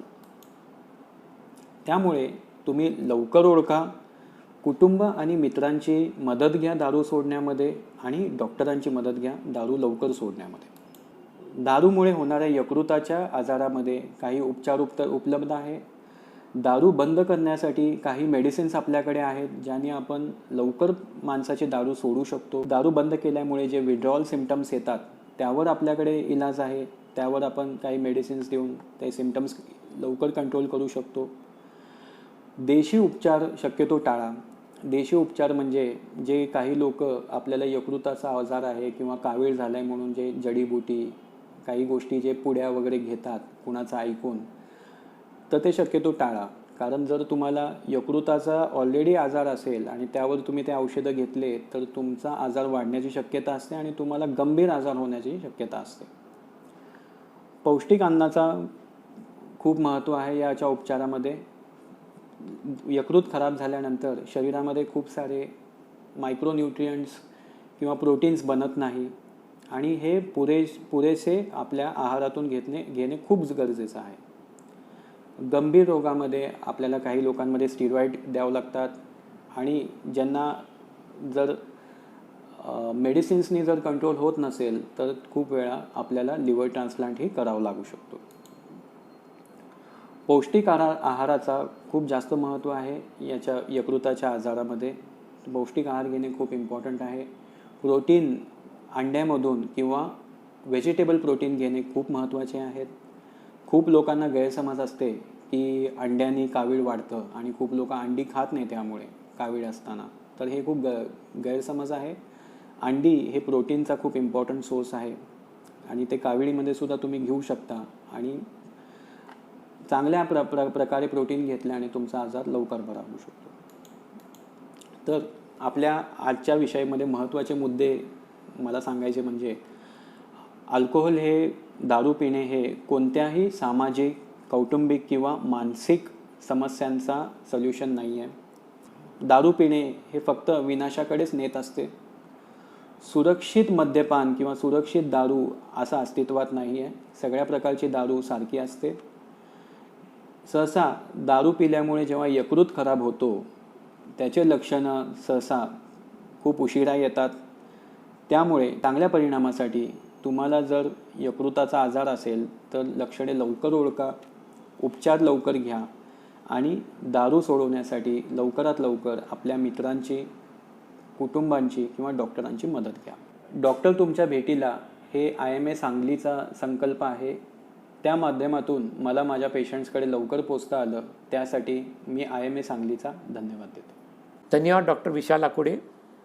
दारूमुळे होणारे लिव्हरचे आजार आणि पूर्ण फॅमिलीचं जे काही दुर्दशा होतो याबद्दल डॉक्टर आकुडेंनी आपल्याला सांगितलंच आहे. यापुढे डॉक्टर सुजय कुलकर्णी हे आपल्याला कॉम्प्लिकेशन्स ऑफ लिव्हर सिरोसिस म्हणजे लिव्हर नष्ट झाल्यानंतर, खराब झाल्यानंतर जे गुंतागुंती होतात त्याबद्दल आणि ते कसं मॅनेज करायचं त्याबद्दल डॉक्टर सुजय कुलकर्णी आपल्याशी बोलतील. डॉक्टर सुजय कुलकर्णींना मी आमंत्रित करतो. नमस्कार, डॉक्टर सुजय कुलकर्णी, पोटविकार तज्ज्ञ. तर आज आपण पाहणार आहोत लिव्हर सिरोसिस आणि त्याची लक्षणे.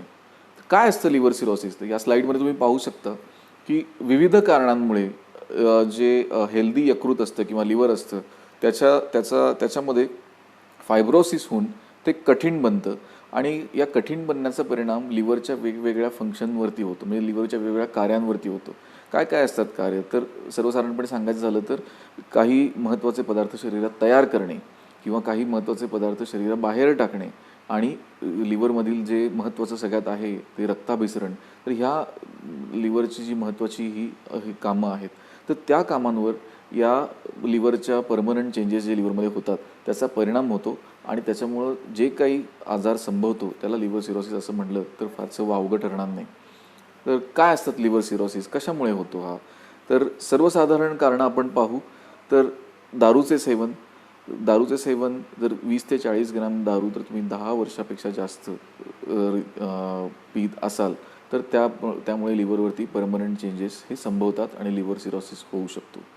दुसरं कारण आहे ते म्हणजे विषाणूचा संसर्ग. तर काही लिव्हरला परमनंट डॅमेज करणारे काही विषाणू आहेत, हेपॅटायटिस B म्हणा किंवा हेपॅटायटिस C म्हणा, जे जुनाट लिव्हरचा आजार करू शकतात आणि त्याच्यामुळं पण लिव्हर सिरोसिस हा होऊ शकतो. सर्वसाधारणपणे हे जे काही विषाणू आहेत हे रक्ताच्या बॉडी फ्लुइड्स म्हणतो आपण, रक्त किंवा शरीरातील द्रव्ये त्यांच्या कॉन्टॅक्ट्समुळे त्यांचा संसर्ग होतो. तर त्याच्यासाठी आता इफेक्टिव्ह लसी ह्या उपलब्ध आहेत. त्याच्यानंतर मला महत्त्वाचं सांगायचं म्हणजे लठ्ठपणामुळं पण लिव्हर सिरोसिस होऊ शकतो. तुम्ही मगाशी स्लाईडमध्ये पाहिल्याप्रमाणे हेल्दी लिव्हरमध्ये जेव्हा हळूहळू चरबीचं प्रमाण वाढायला लागतं त्यामुळे लिव्हरवरती परिणाम होऊन लिव्हरमध्ये फायब्रोसिस होऊन लिव्हर सिरोसिस हा आजार संभवतो. ह्या 3 कारणांनंतर काही रेअर कारणे पण आहेत. रेअर कारणे आपण जी पाहू शकतो ती म्हणजे ऑटो इम्युन हिपॅटायटिस, ज्याला शरीराची रोगप्रतिकारक शक्ती असते तीच लिव्हरच्या विरुद्ध काम करते आणि लिव्हर सिरोसिस होतो. त्याचप्रमाणे primary biliary cirrhosis, primary biliary cholangitis ही पण काही रेअर कारणं लिव्हर सिरोसिस होण्याची आहेत. 20 ते 25% लोकांमध्ये सगळ्या इन्व्हेस्टिगेशन नंतर पण लिव्हरचा सिरोसिस होण्याचं कारण काही वेळा कळत नाही, तर अशा लोकांना आपण क्रिप्टोजेनिक सिरोसिस असं म्हणतो.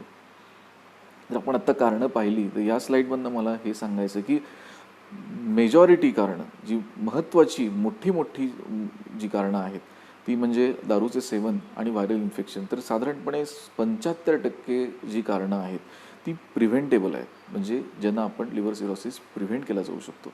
जर दारूचे सेवन बंद केल्यामुळे लिव्हर सिरोसिस प्रिव्हेंट होऊ शकतो. त्याचप्रमाणे व्हायरस इन्फेक्शनच्या अगेन्स्ट इफेक्टिव्ह औषधं आणि आता इफेक्टिव्ह लसी उपलब्ध आहेत, तर त्याचा वेळेवर योग्य रीतीने वापर केल्यास त्यांचं इन्फेक्शन टाळता येतं आणि लिव्हर सिरोसिस हा प्रिव्हेंट करू शकतो. काय असतात लिव्हर सिरोसिसची सर्वसाधारण लक्षणं? तर महत्त्वाची 4 लक्षणांबद्दल मी आज बोलणार आहे. तर ती असतात म्हणजे पहिली गोष्ट कावीळ, दुसरी गोष्ट जलोदर ज्याला असायटिस म्हणतात, तिसरं आहे पचन संस्थेतून रक्तस्राव आणि चौथं आहे कोमा ज्याला आपण हिपॅटिक एन्सेफॅलोपॅथी म्हणतो किंवा लिव्हरमुळे होणारा कोमा म्हणतो. कावीळ सगळ्यांना माहितीच आहे, डोळे पिवळे होणे किंवा सगळ्यात पहिल्यांदा डोळे पिवळे नाही होत कावीळमध्ये, सगळ्यात पहिल्यांदा ही लघवी पिवळी होते. तर एखादी कावीळ जर तुम्हाला लवकर ओळखायची असेल तर लघवी ही पिवळी होणं हे त्याचं पहिलं लक्षण आहे. आणि फक्त सकाळचीच नव्हे तर दिवसभरातली प्रत्येक लघवीचा कलर हा डार्क होतो आणि ती पिवळी व्हायला लागते. त्यावेळेला तुम्ही या चित्रात पाहू शकता लघवी कशा प्रकारे दिसते. डोळ्याचा रंग त्याच्यानंतर बदलतो, हे सर्वांना ज्ञात आहेच. त्याचप्रमाणे कावीळ जेव्हा जास्त होते तेव्हा त्वचेचा रंगही बदलतो आणि काही लोकांना खाजही सुटते. कशामुळे होते कावीळ? तर बिलिरुबिन नावाचं जे द्रव्य आहे, जे बॉडीमध्ये आपल्या शरीरातून बाहेर फेकण्याचं काम हे लिव्हरचं असतं, ते योग्य प्रकारे न होऊ शकल्यामुळे बिलिरुबिन रक्तात साठून राहतं आणि ते काही ठराविक गोष्टींमध्ये साठून राहिलेलं आहे ते लघवीद्वारे बाहेर फेकलं जातं, त्यामुळे लघवी पिवळी होते. त्याचप्रमाणे डोळ्यात ते साठतं, त्याच्यामुळे डोळे पिवळे दिसतात आणि त्याचप्रमाणे जेव्हा ते प्रमाण खूप जास्त होतं तेव्हा ते त्वचेच्या अंडरही साठतं आणि त्याच्यामुळं त्वचाही पिवळी दिसते किंवा खाज सुटू शकते. तर ही झाली कावीळ. पुढचं लक्षण आपण बघूया जलोदर, ज्याला आपण असायटिस म्हणतो. तर म्हणजे पोटात पाणी होणे. पोटात पाणी होण्यामुळं अशा प्रकारचं पोट फुगू शकतं. तर लिव्हरमधून होणाऱ्या रक्ताभिसरणाला जेव्हा आळा बसतो फायब्रोसिसमुळे किंवा अल्ब्युमिन नावाच्या प्रथिनाची जेव्हा उणीव तयार होते, की अल्ब्युमिन हे लिव्हरमध्ये तयार होणारं महत्त्वाचं प्रोटीन आहे, ज्याच्यामुळं असायटिस प्रिव्हेंट होतो. पण अल्ब्युमिनची कमतरता आणि त्याचप्रमाणे रक्ताभिसरणाला होणारा अडथळा याच्यामुळं पोटात पाणी साचायला लागतं आणि त्यालाच आपण जलोदर म्हणतो. तर अल्ट्रासोनोग्राफी ह्याचं डायग्नोसिस करण्यासाठी युजली कुठल्या गोष्टीची गरज नाही. हे क्लिनिकल म्हणजे साध्या क्लिनिकल एक्झामिनेशनने याचं डायग्नोसिस होतं. पण अगदी थोडासा असायटिस असेल, अगदी थोडासा जलोदर असेल तर त्याला कदाचित डायग्नोसिससाठी सोनोग्राफीची गरज पडते. त्याचप्रमाणे ह्या पोटातलं पाणी काढून हे तपासासाठी पाठवलं जातं आणि लिव्हरचा आजार सोडून, लिव्हर सिरोसिस सोडून कर्करोग, पॅनक्रेटायटिस ही पण जलोदराची काही बाकीची कारणं आहेत. यात जलोदराची काही गुंतागुंत पण आहेत, ज्याला आपण कॉम्प्लिकेशन्स म्हणतो. जेव्हा हा जलोदर खूप दिवसांसाठी होतो आणि खूप जास्त प्रमाणात असतो तेव्हा पोटाच्या जे स्नायू असतात ते कमकुवत बनतात आणि त्याच्यामुळं नाभीस्थळाचा हर्निया होऊ शकतो. त्याचप्रमाणे किडनीवरही या गोष्टीचा परिणाम होतो आणि किडनीचं काम जे कार्यपद्धती आहे ती कमी होऊ लागते. किंवा क्रियाटिनिन नावाचं जे ब्लड लेवल आपण मोजतो किडनीच्या फंक्शनसाठी ते वर जाऊ लागतात. त्याला आपण हिपॅटोरिनल सिंड्रोम असं म्हणतो. त्याचप्रमाणे असं जास्त प्रमाणात जलोदराच्या लोकांना नंतर फुफ्फुसाच्या आजूबाजूला पाणी भरून दमछाक होणे किंवा दम लागणे अशा प्रकारच्या गोष्टी होतात. त्याला छातीत पाणी भरणे किंवा हिपॅटिक हायड्रोथोरॅक्स असं म्हणतात. आणखीन सगळ्यात महत्त्वाचं आणि सगळ्यात जास्त कॉमन सांगायचं झालं म्हणजे त्या जलोदराच्या पाण्यात जर जंतुसंसर्ग झाला तर रुग्णाला पोटदुखी आणि ताप येणे अशा प्रकारच्या गोष्टी संभवतात. काय सर्वसामान्य उपाय असतात? सगळ्यात पहिल्यांदा आणि महत्त्वाचं म्हणजे मिठाचं पथ्य. 4 ग्रॅमपेक्षा जास्त मीठ हे रुग्ण खाऊ शकत नाहीत. त्याच्यामुळं त्यांना जलोदर कमी करण्यासाठी जी औषधं चालू असतात त्याचा इफेक्ट येत नाही. आणि त्याचप्रमाणे प्रथिनांचे प्रमाण आहारात जास्त ठेवायला लागतं. त्याप्रमाणे अंडी किंवा ज्यातून प्रोटीन्स मिळतात, डाळी, उसळी यांचं प्रमाण आहारात जास्त ठेवल्यानं पाणी कमी तयार होण्यास म्हणजे जलोदर कमी होण्यास मदत मिळते. त्याचप्रमाणे काही अशी औषधं असतात की ज्याची लघवीद्वारे किडनीद्वारे लघवीमधून पाणी कमी करण्यासाठी वापरली जातात. त्यांना आपण डायुरेटिक्स म्हणतो. तर ती औषधं ही वापरली जातात. त्याचप्रमाणे जेव्हा जलोदर हा या सर्व गोष्टींना रिस्पॉन्ड करत नाही त्यावेळेला तुम्ही ह्या डायग्राममध्ये पाहू शकता की लिव्हरमधली जी सर्वात मोठी शिर असते ती शरीरातल्या सर्वात मोठ्या शिरेला एक बोगदा करून लिव्हरमध्ये म्हणू शकता तुम्ही जोडली जाते. आणि ही जी प्रोसेस आहे ही एका हृदयाच्या अँजिओप्लास्टीसारखीच प्रोसेस आहे, ज्याच्यामध्ये कुठेही पोट फाडावं लागत नाही. तुम्ही हृदयाची जशी अँजिओप्लास्टी होते एखाद्या धमनीमधनं जाऊन, तशीच ही पण एका शिरेतनं जाऊन हा शंट ज्याला आपण म्हणतो tips trans jugular इंट्राहिपॅटिक portosystemic shunt हा टाकला जाऊ शकतो आणि यातनं लिव्हरमधील जे यकृतातलं जे रक्ताभिसरण आहे ते थोडंसं इम्प्रूव्ह होण्यास मदत मिळते आणि त्याचप्रमाणे जलोदर हा कमी होऊ शकतो.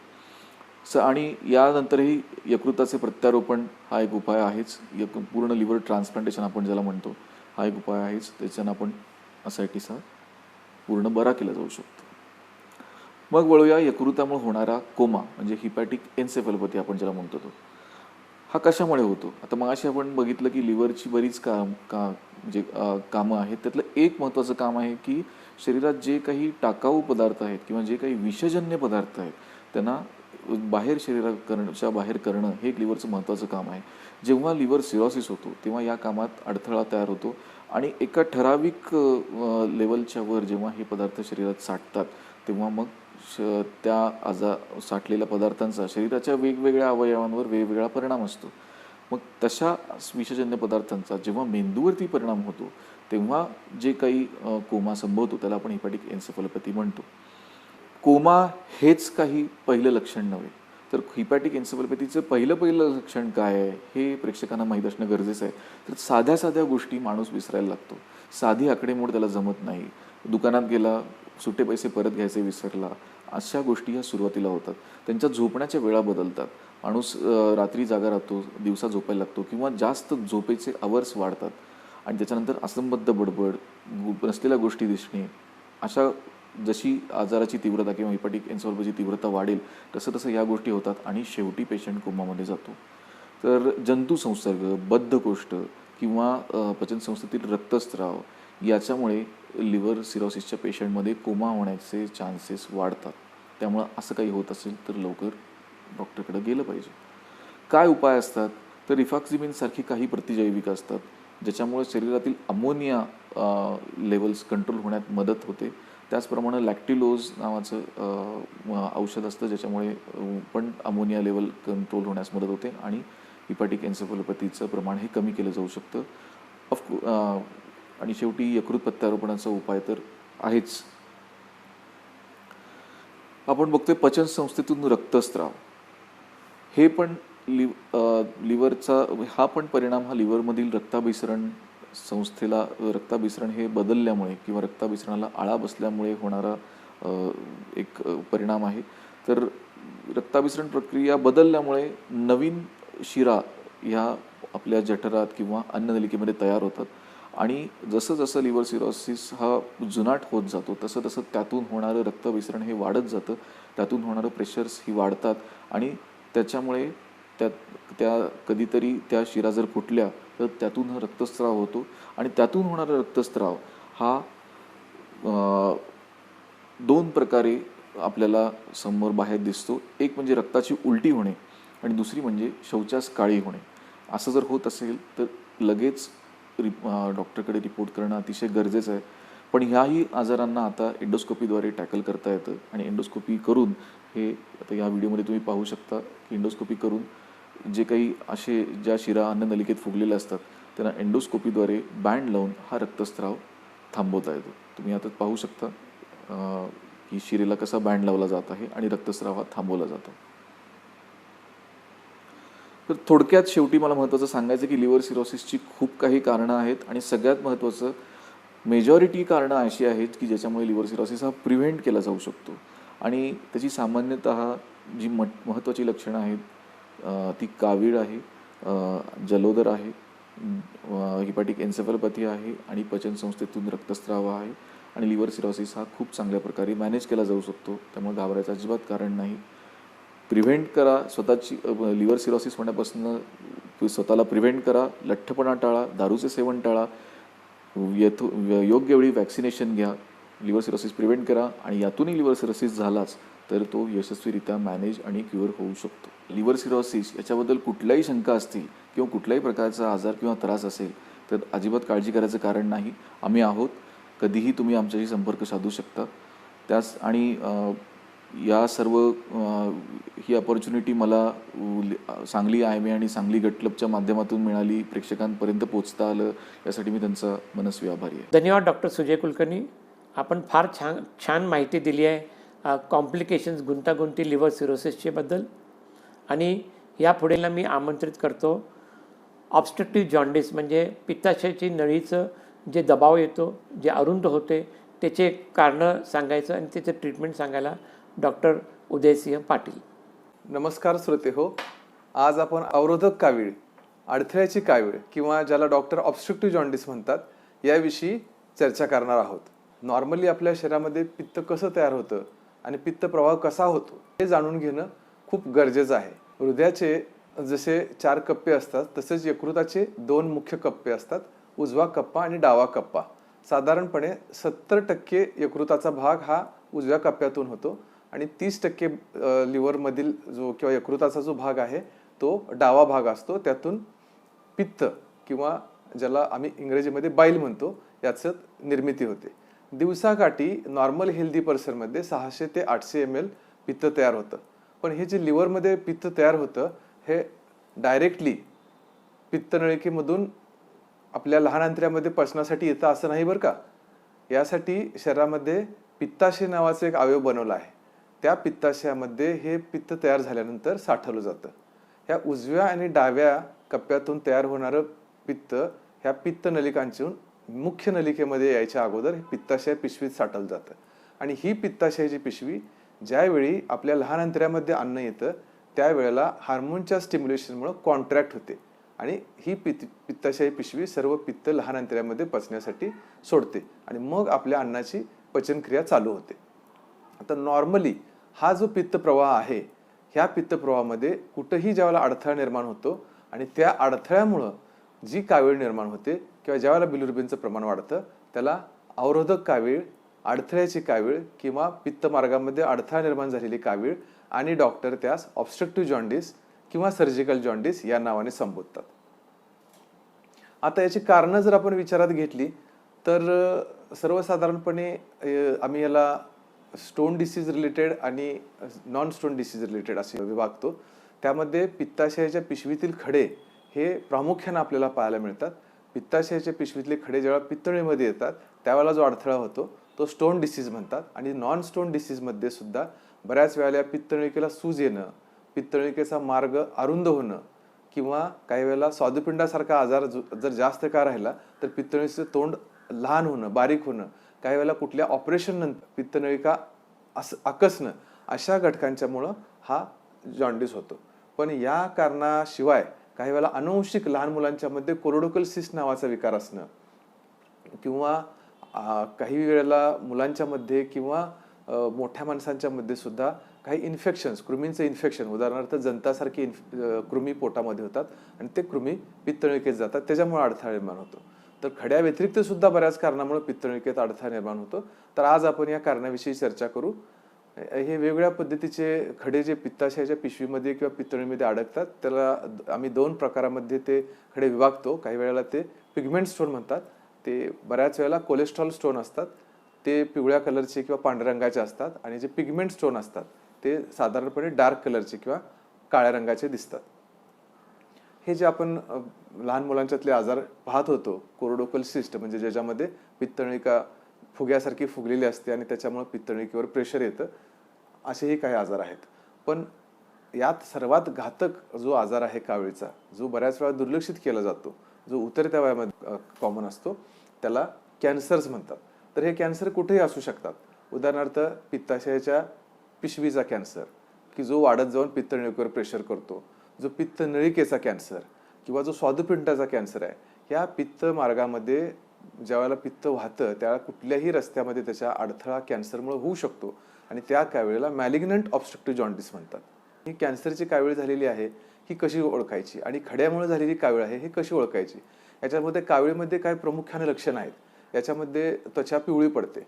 बऱ्याच वेळेला हे मॅलिग्नंट ऑब्स्ट्रक्टिव्ह जॉन्डिसमध्ये बिलिरुबिन खूप वाढतं. साधारण 10-12 पर्यंत कावीळ जेव्हा होते त्यावेळेला डॉक्टर विचार करतात की खडा असू शकतो. पण जेव्हा 20-25 कावीळ जाते आणि उतरत्या वयात ह्या कावीळमुळे अंगाला खास सुटायला लागते त्यावेळेला असं डोक्यात डॉक्टर ठेवतात की ह्या व्यक्तीमध्ये कॅन्सरची शक्यता आहे.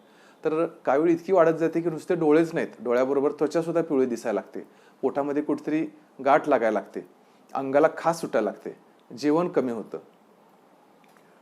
याचबरोबर जर स्त्रियांच्या मध्ये हार्मोनल बदलांच्यामुळे पित्ताशय पिशवीत खडे होतात आणि ते पित्ताशय पिशवीतले खडे आम्ही डॉक्टर 2 पद्धतीमध्ये डिवाइड करतो, सायलेंट स्टोन आणि सिम्प्टमॅटिक स्टोन. ते आपण नंतर पाहू. पण ज्यावेळेला हे सिम्प्टमॅटिक स्टोन असतात ते ज्यावेळेला हलतात किंवा पित्ताशय पिशवीला दाह निर्माण करतात त्याला वैद्यकीय भाषेमध्ये डॉक्टर बिलेरी कोलिक म्हणतात.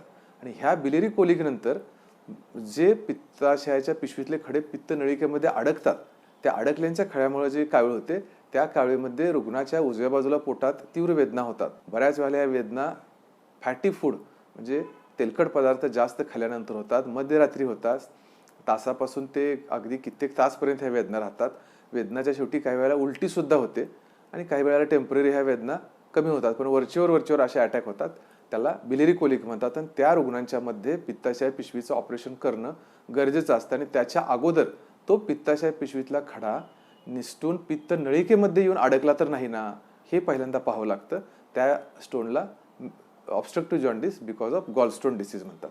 तर याच्यामध्ये काय होतं, खडा अडकल्यामुळं थंडी वाजून ताप येतो, पोटामध्ये दुखतं, उलट्या होतात. जनरली हे डोळ्यांचा रंग असा पिवळा दिसतो. कावीळ स्पेशालिस्ट किंवा पोटविकार तज्ज्ञ ज्यावेळेला कावीळचा रुग्ण ज्यावेळेला जातो त्यावेळेला हा ऑब्स्ट्रक्टिव्ह जॉन्डिस तपासताना साधारणपणे तो सिम्पटमवरून किंवा पेशंटच्या लक्षणावरून 2 आजारामध्ये विभागतात. जर पेशंटला वेदनादायक म्हणजे खूप तीव्र वेदना होऊन कावीळ जर झाली असेल तर ही कावीळ बऱ्याच वेळेला गॉलस्टोन किंवा पित्ताशय पिशवीतल्या खड्यांचे कॉम्प्लिकेशनशी संबंधित असू शकते. आणि पेनलेस प्रोग्रेसिव्ह जॉन्डिस ज्याला पोटात न दुखणं आणि स्लोली कावीळ वाढत जाणं, ही कावीळ भयंकर असते. आणि उतरत्या वयामध्ये पेनलेस प्रोग्रेसिव्ह जॉन्डिस हा कॅन्सरला बऱ्याच वेळेला सपोर्ट करतो किंवा त्या रुग्णांच्या मध्ये कॅन्सरची शंका असणं हे डॉक्टर डोक्यात धरतात. तर आता आपण म्हणत होतो की पित्ताशय पिशवीतले खडे सायलेंट स्टोन असतात, पण सगळेच सायलेंट नसतात. काही वेळेला ते स्टोन निसटून पित्तनळीमध्ये येतात किंवा स्वादुपिंडाला जाऊन अडकतात. तर यात जर बघितलं तर ह्या स्टोन्समुळं भरपूर प्रॉब्लेम होतात. एक मी बोलल्याप्रमाणे कोलिक म्हणजे फक्त दुखणं, काही वेळेला पित्ताशय पिशवीला सूज येणं, काही वेळेला तो खडा पित्तनळीच्या तोंडाला अडकणं ज्यामुळे ही कावीळ होते, त्याला मिरजिस सिंड्रोम म्हणतात. किंवा तो खडा पित्तनळीच्या तोंडाला अडकल्यामुळं स्वादुपिंडाला सूज येते, पॅन्क्रियाटायटिस होतं. तर आजार असतो पित्ताशय पिशवीचा किंवा आजारामध्ये खडा असतो पित्ताशय पिशवीमध्ये, पण सूज येते स्वादुपिंडाला. आणि तुमच्या माहितीसाठी सांगतो की पित्ताशयाच्या पिशवीतल्या खड्यामुळे जो पॅन्क्रियाटायटिस होतो, बिलेरी पॅन्क्रियाटिस म्हणतात, स्त्रियांच्या मध्ये हा खूप कॉमन पॅन्क्रियाटिस आहे. याची मॉर्टॅलिटी सुद्धा म्हणजे याच्यामुळे मृत्यू होण्याचं प्रमाण सुद्धा जास्त आहे. अगदी सोप्या भाषेत सांगायचं झालं तर हार्ट अटॅकच्या दुप्पट म्हणजे 20% सुद्धा सिव्हिअर पॅन्क्रियाटिसमध्ये मॉर्टॅलिटी होऊ शकते. त्यामुळं यासाठी आपल्याला ज्यावेळेला स्टोन असतात त्यावेळेला त्यासाठी तज्ज्ञ डॉक्टरांच्याकडून त्याचा सखोल अभ्यास करणं गरजेचं आहे. आता हे वेगवेगळे अडथळे निर्माण झालेत किंवा वेगवेगळ्या पद्धतीची अडथळ्याची कावीळ निर्माण झाली आहे, हे कावीळ तज्ज्ञ किंवा पोटविकार तज्ज्ञ कुठल्या तपासणीच्या मदतीनं फाइंड आउट करतात किंवा त्याच्यासाठी काय तपासण्या करून पाहतात. तर साधारणपणे साधी सोपी टेस्ट सगळीकडे होणारी आहे लिव्हर फंक्शन टेस्ट आणि CBC कॉमन ब्लड टेस्ट. या ब्लड टेस्टमध्ये काही इन्फेक्शन झालेलं आहे का, पांढऱ्या पेशी वाढलेल्या आहेत का, लिव्हर फंक्शन टेस्टमध्ये कावीळ आहे का, ही कावीळ कोणत्या प्रकारची कावीळ आहे, त्यामध्ये बिलिरुबिनची लेवल किती आहे, जसं सांगितलं 14च्या आत आहे का 14च्या वर आहे. साधारणपणे 12 ते 14च्या वर कावीळ जर असेल, उतरत्यामध्ये जर वेदना होत नसतील आणि कावीळ दिवसेंदिवस वाढत जात असेल, भूक कमी लागत असेल, जेवण जात नसेल, तर ह्या काविळीचं रूपांतर मॅलिग्नंट ऑब्स्ट्रक्टिव्ह जॉन्डिस म्हणजेच कॅन्सरमध्ये असण्याची शक्यता दाट असते. म्हणून डॉक्टर त्यासाठी काही वेळेला सोनोग्राफी ही तपासणी सांगतात. सोनोग्राफीमध्ये जर पोटाचा काही भाग गॅसमुळे व्यवस्थित दिसला नाही किंवा अचूक निदान नाही लागलं तर CT स्कॅन किंवा MRI सारख्याही चाचण्या केल्या जातात. आणि आजकाल एंडोस्कोपिक अल्ट्रासाऊंड हा एक अचूक निदान पद्धती आहे. ज्या अचूक निदान पद्धतीमध्ये आपल्याला पित्तनळीमधील जे खडे सोनोग्राफीला किंवा MRIला सुद्धा काही वेळेला दिसत नाहीत, ते खडे आपल्याला एंडोस्कोपिक अल्ट्रासाऊंडनं पाहतात. पण सगळ्यात महत्त्वाची जी तपासणी आहे, जी आत्ता शास्त्रामध्ये आपल्या ह्या अडथळ्याच्या कावीळमध्ये वरदान ठरलेली आहे, त्यास ERCP म्हणजे एंडोस्कोपिक रेट्रोग्रेड कोलेंजिओ पॅन्क्रियाटोग्राफी म्हणतात. तर ERCP म्हणजे काय, हा दुर्बिणीचाच एक प्रकार आहे, फक्त वेगळी दुर्बिणी असते ज्याला समोरच्या ऐवजी साईडला दिसते, त्याला साईड विंग स्कोप म्हणतात. तो स्कोप तोंडाद्वारे पोटविकार तज्ज्ञ ह्या पोटामध्ये पित्तनळीच्या तोंडापर्यंत पोहोचवतात. आणि ह्या पित्तनळीच्या तोंडाला तो स्कोप पोचल्यानंतर पित्तनळीचं तोंड दिसतं आणि त्या तोंडातून सिलेक्टिव्हली अगदी अचूक पद्धतीने पित्तनळिकेमध्ये किंवा स्वादुपिंड नळिकेमध्ये जाऊन त्याच्यावर उपचार केले जातात. ज्यावेळेला पित्तनळिकेमध्ये आम्ही जातो ह्या अडथळ्याच्या काविळीमध्ये, त्यावेळेला प्रथमतः काही खडे आहेत का हे पाहिलं जातं. जसं या ERCP मध्ये आपल्याला दिसते की एक छोटासा पांढरा ठिपका खाली आहे, हा पित्तनळीच्या तोंडाला अडकलेला खडा आहे, हा काढला जातो. जर तुम्ही इथं पाहाल तर हे जे खडे आहेत हे दुर्बिणीद्वारेच आपल्याला त्याच वेळेला जर खडा अडकलेला दिसला तर आपल्याला काढण्याची सुद्धा त्याच वेळेला सोय आहे. म्हणजे नुसती निदान न करणं तर त्याच वेळेला उपचार करणं ही देखील ह्यातली खूप महत्त्वाची स्टेप आहे. आणि इतक्या सहजासहजी आपल्याला हा दुर्बिणीद्वारे खडा काढता येतो. काही वेळेला पेशंटला थंडी वाजून ताप येतो, पोटात दुखतं आणि कावीळ होते, तर हे खडे नुसते थांबत नाहीत तर कोलॅंजायटिस म्हणजे इन्फेक्शन करतात.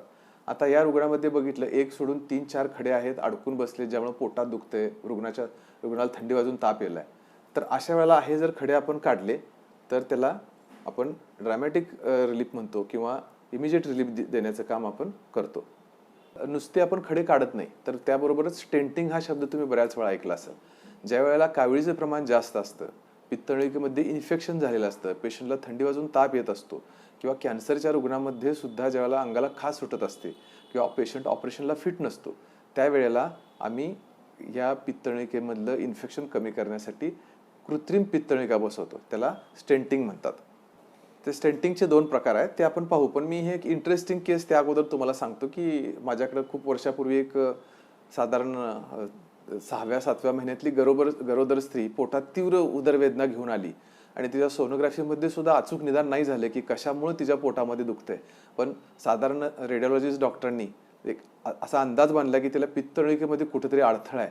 मग आम्ही ठरवलं की तिची ERCP करायची. जरी ती गरोदर असेल, थोडं रिस्क होती, पण कॅल्क्युलेट रिस्क घेऊन केली. तर तिच्या पित्तनळिकेमध्ये हा साधारण 16 सेंटीमीटर लांबीचा कृमी, ज्याला जंत म्हणतात, हा अडकला होता. ही तशी शास्त्रामधली खूप रेअर घटना आहे, म्हणून मी इथं नमूद करू इच्छितो. पण हा लहान मुलांच्या मध्ये खूप कॉमनली आजार सापडतो. पित्तनळिकेमध्ये अडथळा निर्माण होतो आणि बऱ्याच लोकांना ह्या स्कोपीबद्दल मनात भीती असते की ही खूप मोठी ऑपरेशन आहे. पण तुमच्या लक्षात आलं असेल की ऑपरेशन नंतर 10-15 मिनिटात ही स्त्री इतकी आनंदानं उभी आहे की मी पूर्णपणे रिलीव्ह झालेली आहे. म्हणजे तुमच्या लक्षात येईल की हे एंडोस्कोपी ही किती वरदान ठरलेली आहे आपल्या अडथळ्याच्या काविळीमध्ये. मी जसं बोलत होतो की नुसतं खड्याच्या आजारामध्येच ERCPचा उपयोग केला जात नाही, तर काही वेळेला स्वादुपिंड किंवा पित्तनळिकेच्या कॅन्सरमध्ये कावीळ कमी करण्यासाठी या उपचार पद्धतीचा आम्ही उपयोग करतो. ज्यामध्ये उतरत्या वयातले रुग्ण आहेत, ज्यांना कुठलंही ऑपरेशन करून कॅन्सर बरा होत नाही, ज्यांचं लाईफ लिमिटेड आहे किंवा ज्यांना अडथळा निर्माण झाल्यामुळे इन्फेक्शन झाले, त्यांच्यामध्ये आम्ही अशी धातूची पाईप बसवतो. त्याला मेटॅलिक स्टेंटिंग म्हणतात.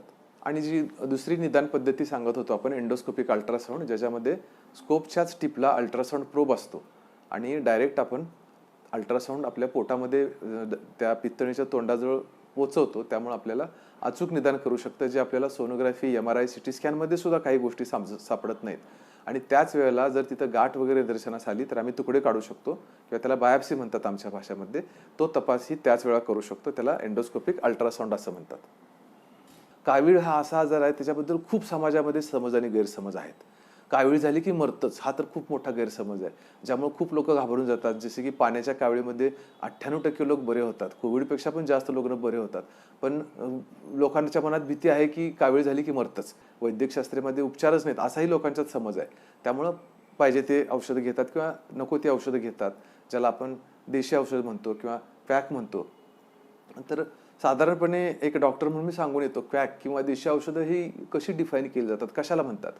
तर ज्या औषधाच्या वर लेबल नाही किंवा त्या औषधामध्ये कंटेंट काय आहेत याची क्लेरिफिकेशन नाही आहे, ज्या औषधाच्या लेबलवर कंपनीचं नाव नाही आहे, ज्याच्यावर एक्सपायरी डेट, मॅन्युफॅक्चरिंग डेट नाही, आणि जी औषध तज्ज्ञ डॉक्टरांनी तुम्हाला प्रिस्क्राईब केलेली नाहीत. तज्ज्ञ डॉक्टर ज्यावेळेला त्यांच्या प्रिस्क्रिप्शनवर डिग्री असणारे डॉक्टर प्रिस्क्राईब करतात, त्यावेळेला त्याला आपण क्वॅक म्हणू शकत नाही. पण काविळीसाठी बरेच डॉक्टर, ज्याला आपण बोगस डॉक्टर म्हणतो, की ज्यांच्याकडे काही डिग्री नाही आणि जे औषध देतात ते कुणालाच माहीत नाही, अशा औषधाचा बऱ्याच वेळा प्रयोग केला जातो. आणि हा प्रयोग काविळीच्या रुग्णांच्या मध्ये अतिशय घातक आहे. काविळीच्या आजारामुळे मरणाऱ्यांच्या पेक्षा ह्या घातक औषधाच्या प्रयोगामुळे मरणाऱ्यांची संख्या जास्त आहे. त्यामुळे हा मला मुद्दा नेहमी नमूद करू वाटतो की आपण या औषधांच्या पासून दूर राहावं, तज्ज्ञ डॉक्टरांच्याकडे जावं. हा इतका भयंकर आजार नाही. आणि दुसरं महत्त्वाचं, मी अशा काही गोष्टी बघितल्यात गैरसमजापोटी. हा एक फोटो माझ्या रुग्णाचा मी तुम्हाला दाखवू इच्छितो, इंटरेस्टिंग आहे. कावीळ झाली की गळ्यात माळ घालतात. आता माझ्या मते बहुतेक तुळशीची माळ असते, पण ती माळ लांबली की कावीळ कमी होते. हे असं काही नाही आहे. जसं जसे ते तुळशीचे देठ वाळतात तसं ती थोडीशी माळ लांबते आणि लोकांचा असा गैरसमज आहे की कावीळ निघून जाते. पण मुळीच असं होऊ शकत नाही. मी कावीळ तज्ज्ञ म्हणून सांगू इच्छितो की हजारो कारणामुळे, 5-10 हजार कारणामुळे कावीळ होते. कुठल्या उपचार पद्धतीने कावीळ बरं होऊ शकत नाही. त्याची कारण मीमांसा होणं गरजेचं आहे. ज्या कारणामुळे कावीळ झाली, जसं मी सांगितलं अडथळ्याची कावीळ आहे, जसं बाकीच्या डॉक्टरांनी वेगवेगळी कारणं सांगितली, त्या ज्या पद्धतीच्या कारणामुळे कावीळ झाली त्या पद्धतीला सिलेक्टिव्ह आपल्याला उपचार पद्धती घेणं गरजेचं आहे. माझ्याकडे काही एक लहान मुलं आलं होतं, माझ्याकडे आता फोटो नाही आहेत, मला शेअर करायचं आहे, की त्याला कावीळ झाली म्हणून नाकातून औषध सोडलं होतं. आणि त्या नाकातून औषध सोडल्यानंतर असं त्याला सांगण्यात आलं होतं की शिंका येतील आणि कावीळ कमी होईल.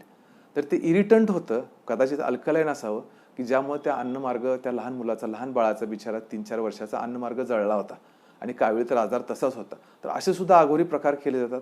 काही वेळा कावीळ कमी व्हावी म्हणून जास्त काळ जर पोटात दुखते आणि कावीळ आहे म्हटलं तर बऱ्याच रुग्णांच्या पोटावर डागलं जातं, डागण्या दिल्या जातात, हातावर सुद्धा डाग दिले जातात. ह्या अघोरी उपचार पद्धतीपासून तुम्ही नेहमी दूर राहा. गैरसमज खूप आहेत. सगळ्यात महत्त्वाचं पथ्याविषयी पण मी सांगू इच्छितो की संतुलित आहार घेणं गरजेचं आहे. अडथळ्याच्या कावीळमध्ये कुठलंही पथ्य तुमच्यासाठी नाही, किंवा नुसतंच ताक पिणं, नुसत्याच कण्या खायला देणं, नुसतीच फळं खायला देणं हे सगळं अशास्त्रीय आहे. याच्यामुळं अशक्तपणा होऊ शकतो, व्हिटॅमिन डिफिशियन्सी होऊ शकते आणि तुमचा आजार वाढू शकतो. आता यानंतर आम्ही ज्यावेळेला सांगतो काविळीचं निदान केल्यानंतर जसं मी मगाशी दाखवले व्हिडिओज, पित्तळणीतले खडे काढले, पेशंटची कावीळ कमी झाली, स्टेंट टाकला, की आम्ही रुग्णाला सांगतो की तुम्ही पित्ताशय काढून घ्या आता, कारण हा प्रॉब्लेम पुन्हा वरचीवर होऊ शकतो. तर बरेच लोकांना असं वाटतं की पित्ताशय काढून घ्यायचंच नाही, पित्ताशय जर काढलं तर आमच्या पचनक्रियेवर कायमचा परिणाम होईल. तर हा एक मोठा गैरसमज आहे लोकांच्या मध्ये. त्याविषयी पण मी सांगतो की काही वेळेला जसं पर्याय नसेल तर टॉन्सिलला सूज असेल तर डॉक्टर टॉन्सिल काढतात, गर्भाशयाची पिशवी काढतात, अपेंडिक्सला सूज आल्यानंतर अपेंडिक्सला इन्फेक्शन झालं तर अपेंडिक्स काढतात. तसंच सर्जन डॉक्टर पित्ताशय पिशवीला सूज आल्यानंतर पित्ताशयाची पिशवी काढतात. पित्ताशयाची पिशवी शरीरामध्ये फक्त पित्त साठवण्याचं गोडाऊन सारखं काम करत असते, त्याचा पचनक्रियेमध्ये दुसरा काही महत्त्वाचा रोल नाही आहे. त्यामुळे जर पित्ताशयाची पिशवी काढली तर तुमची पचनक्रिया खराब होईल किंवा तुमचा मृत्यू होईल, ही जी मनात धोका आहे हा खूप सगळ्या रुग्णांच्या मनात हा धोका आहे. त्यामुळे बरेच लोक टाळाटाळ करतात, पित्ताशय पिशवी काढत नाहीत. त्यामुळे मूळ आजार तिथंच राहतो आणि त्यांना वरचेवर ERCP सारखं आम्हाला ऑपरेशन करावं लागतं. आणि दुसरा प्रश्न सगळे रुग्ण एकच विचारतात की आम्ही जर पित्ताशयाची पिशवी नाही काढली तर चालेल का, किंवा औषधं काय आहेत का की ज्यामुळे पित्ताशय पिशवीतले खडे विरघळतील का. तर आहेत औषधं, पण ही औषधं खूप लॉंग टर्म घ्यावी लागतात, बराच काळ घ्यावी लागतात आणि त्याच्यामध्ये 100% म्हणजे खात्रीशीररित्या ते खडे विरघळण्याची आपल्याला शास्त्रामध्ये ज्या स्टडीज आहेत किंवा रिसर्च केलेला आहे त्याच्यामध्ये खूप जास्त पिरियड आहे आणि ते आपल्याला कॉस्ट इफेक्टिव्ह नाही आहे. त्यामुळं सायलेंट स्टोन असतील, म्हणजे पित्ताशय पिशवीतल्या खड्यामुळे काही त्रास होत नसेल तर ऑपरेशन करू नये. पण जर स्टोन सिम्पटमॅटिक असतील, स्टोनमुळे आपल्याला त्रास होत असेल तर ते पित्ताशयाची पिशवी काढून घेणं हा त्याच्यावरचा कमी खर्चाचा, अचूक आणि अत्यंत गरजेचा उपचार आहे. तर आज आपण या पित्ताशयाच्या पिशवीतले खडे आणि याचबरोबर अडथळ्यामुळे होणारी कावीळ, ज्यामध्ये कॅन्सर, थोडक्यात चर्चा केली.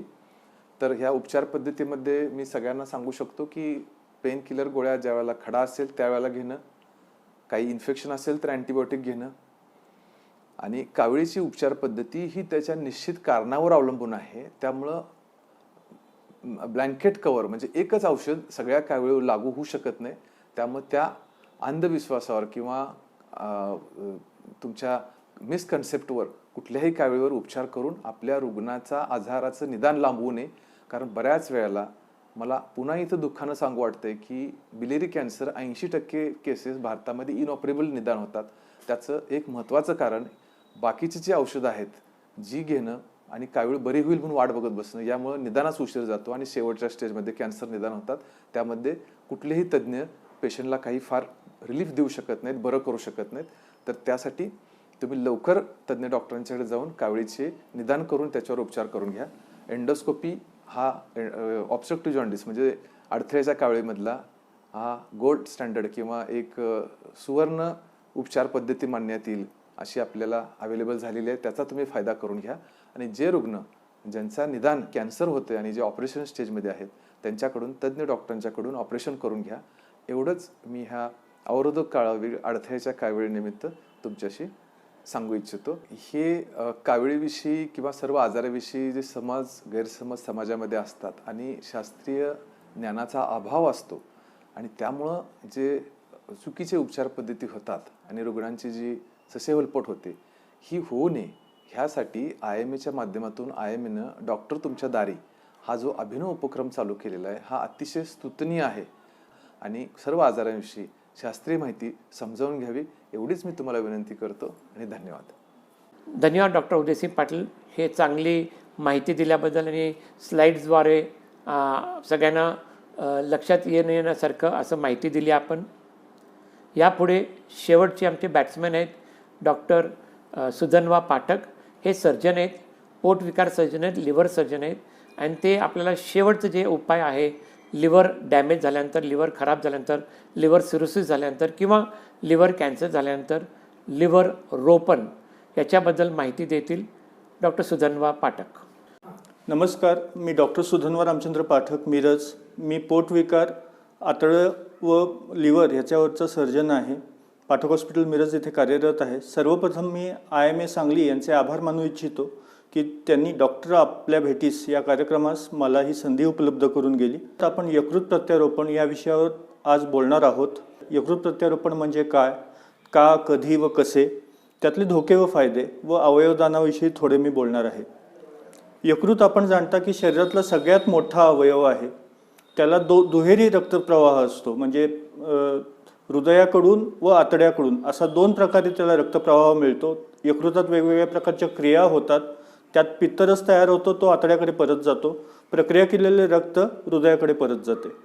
अशा प्रकारे जटिल रचना असल्यामुळे यकृताची शस्त्रक्रिया करण्यास विशिष्ट प्रकारचं ट्रेनिंग लागतं व विशिष्ट प्रकारची इक्विपमेंट्स लागतात. त्यामुळे यकृताची शस्त्रक्रिया ही अवघड शस्त्रक्रिया मानली जाते. तरी देखील काही जमेच्या बाजू आहेत त्या आपण पाहिल्या पाहिजेत.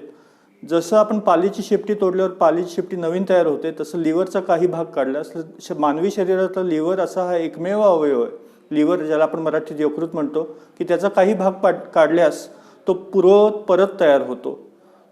नॉर्मल माणसाला जर यकृत एकदम व्यवस्थित असेल तर 70% भाग जरी काढला, उरलेला 30% भाग पुन्हा पुढच्या 1 महिन्यात ते 6 आठवड्यात पूर्ववत परत तयार होतो.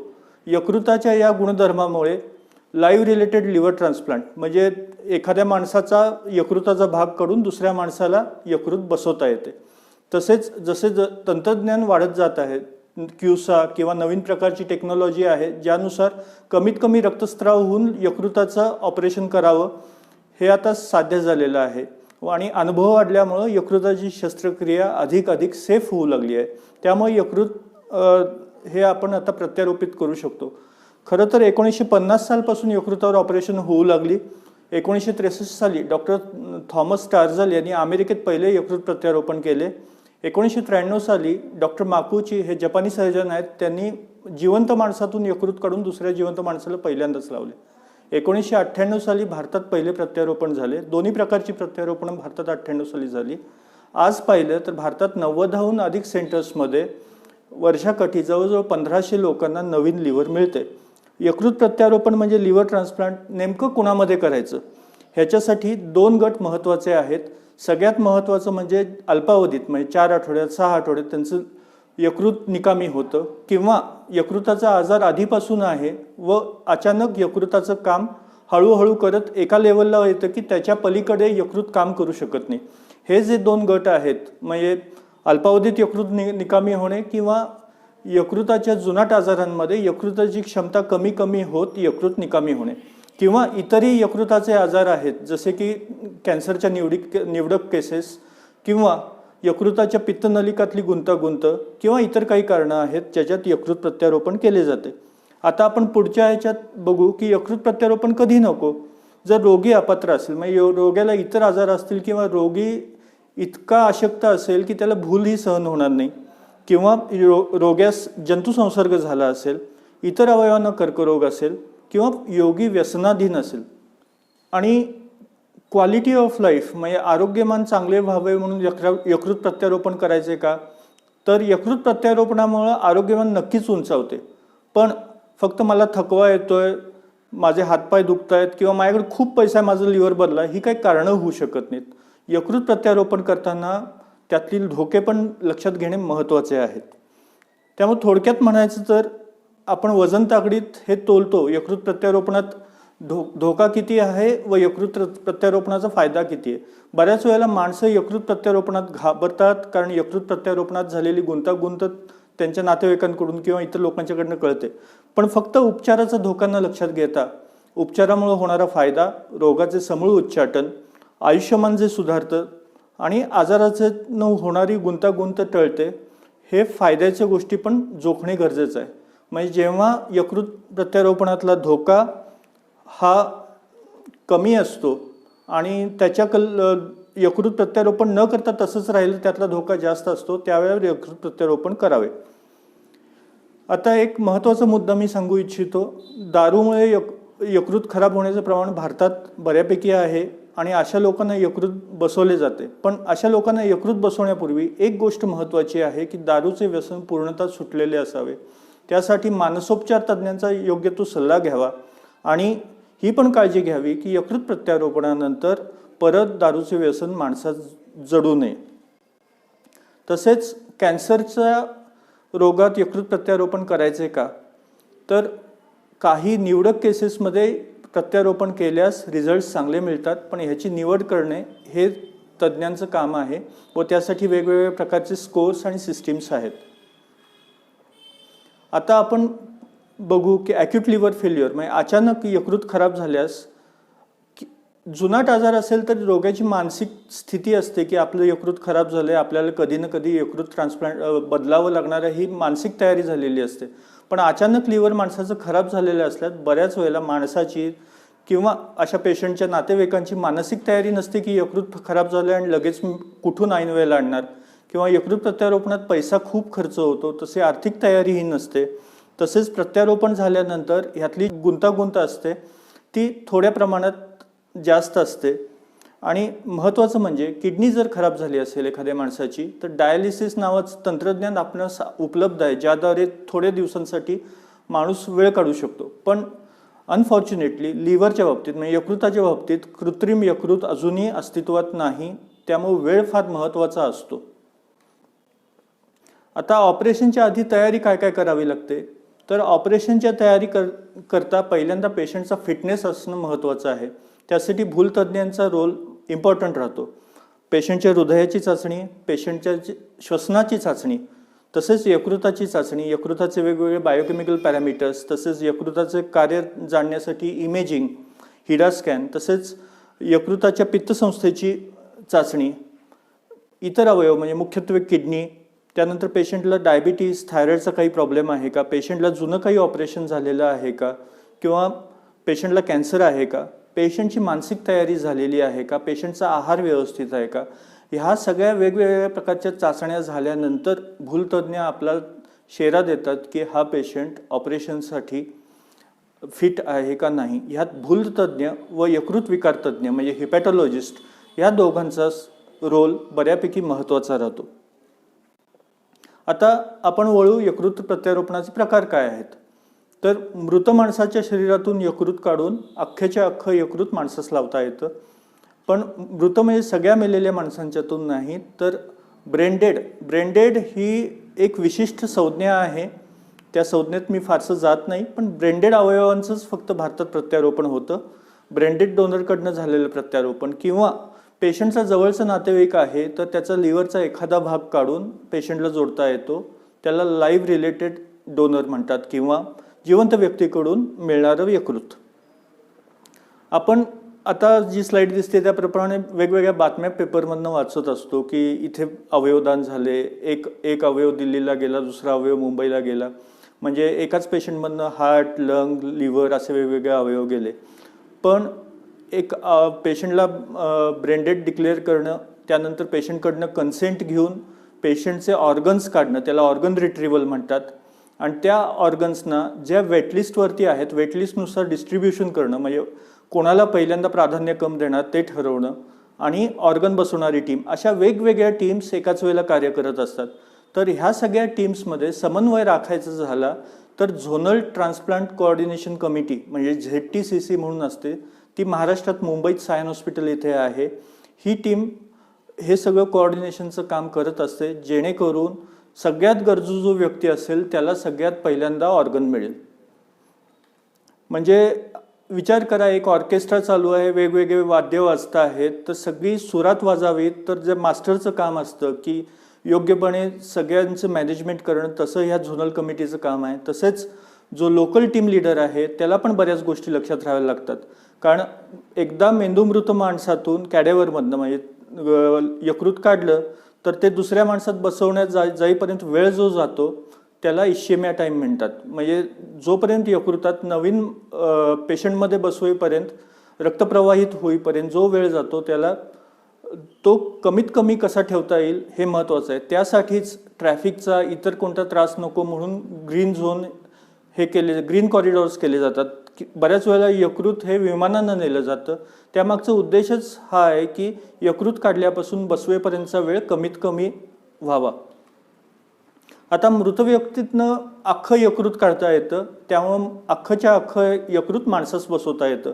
पण यकृत बसवताना यकृताचा आकार व शरीराचा आकार ह्याचं गुणोत्तर ठराविक ठरलेलं असतं. त्यामुळे जेव्हा जो यकृत बसवणारी व्यक्ती ही लहान मूल असेल तर एखादा तुकडा पण सफिशियंट होतो. अशा वेळेला उरलेलं यकृत हे दुसऱ्या मोठ्या व्यक्तीत लावलं जातं. ह्याला जुनं यकृत काढून त्याच ठिकाणी नवीन यकृत लावलं जातं, म्हणून याला ऑर्थोटॉपिक लिव्हर ट्रान्सप्लांट म्हणतात.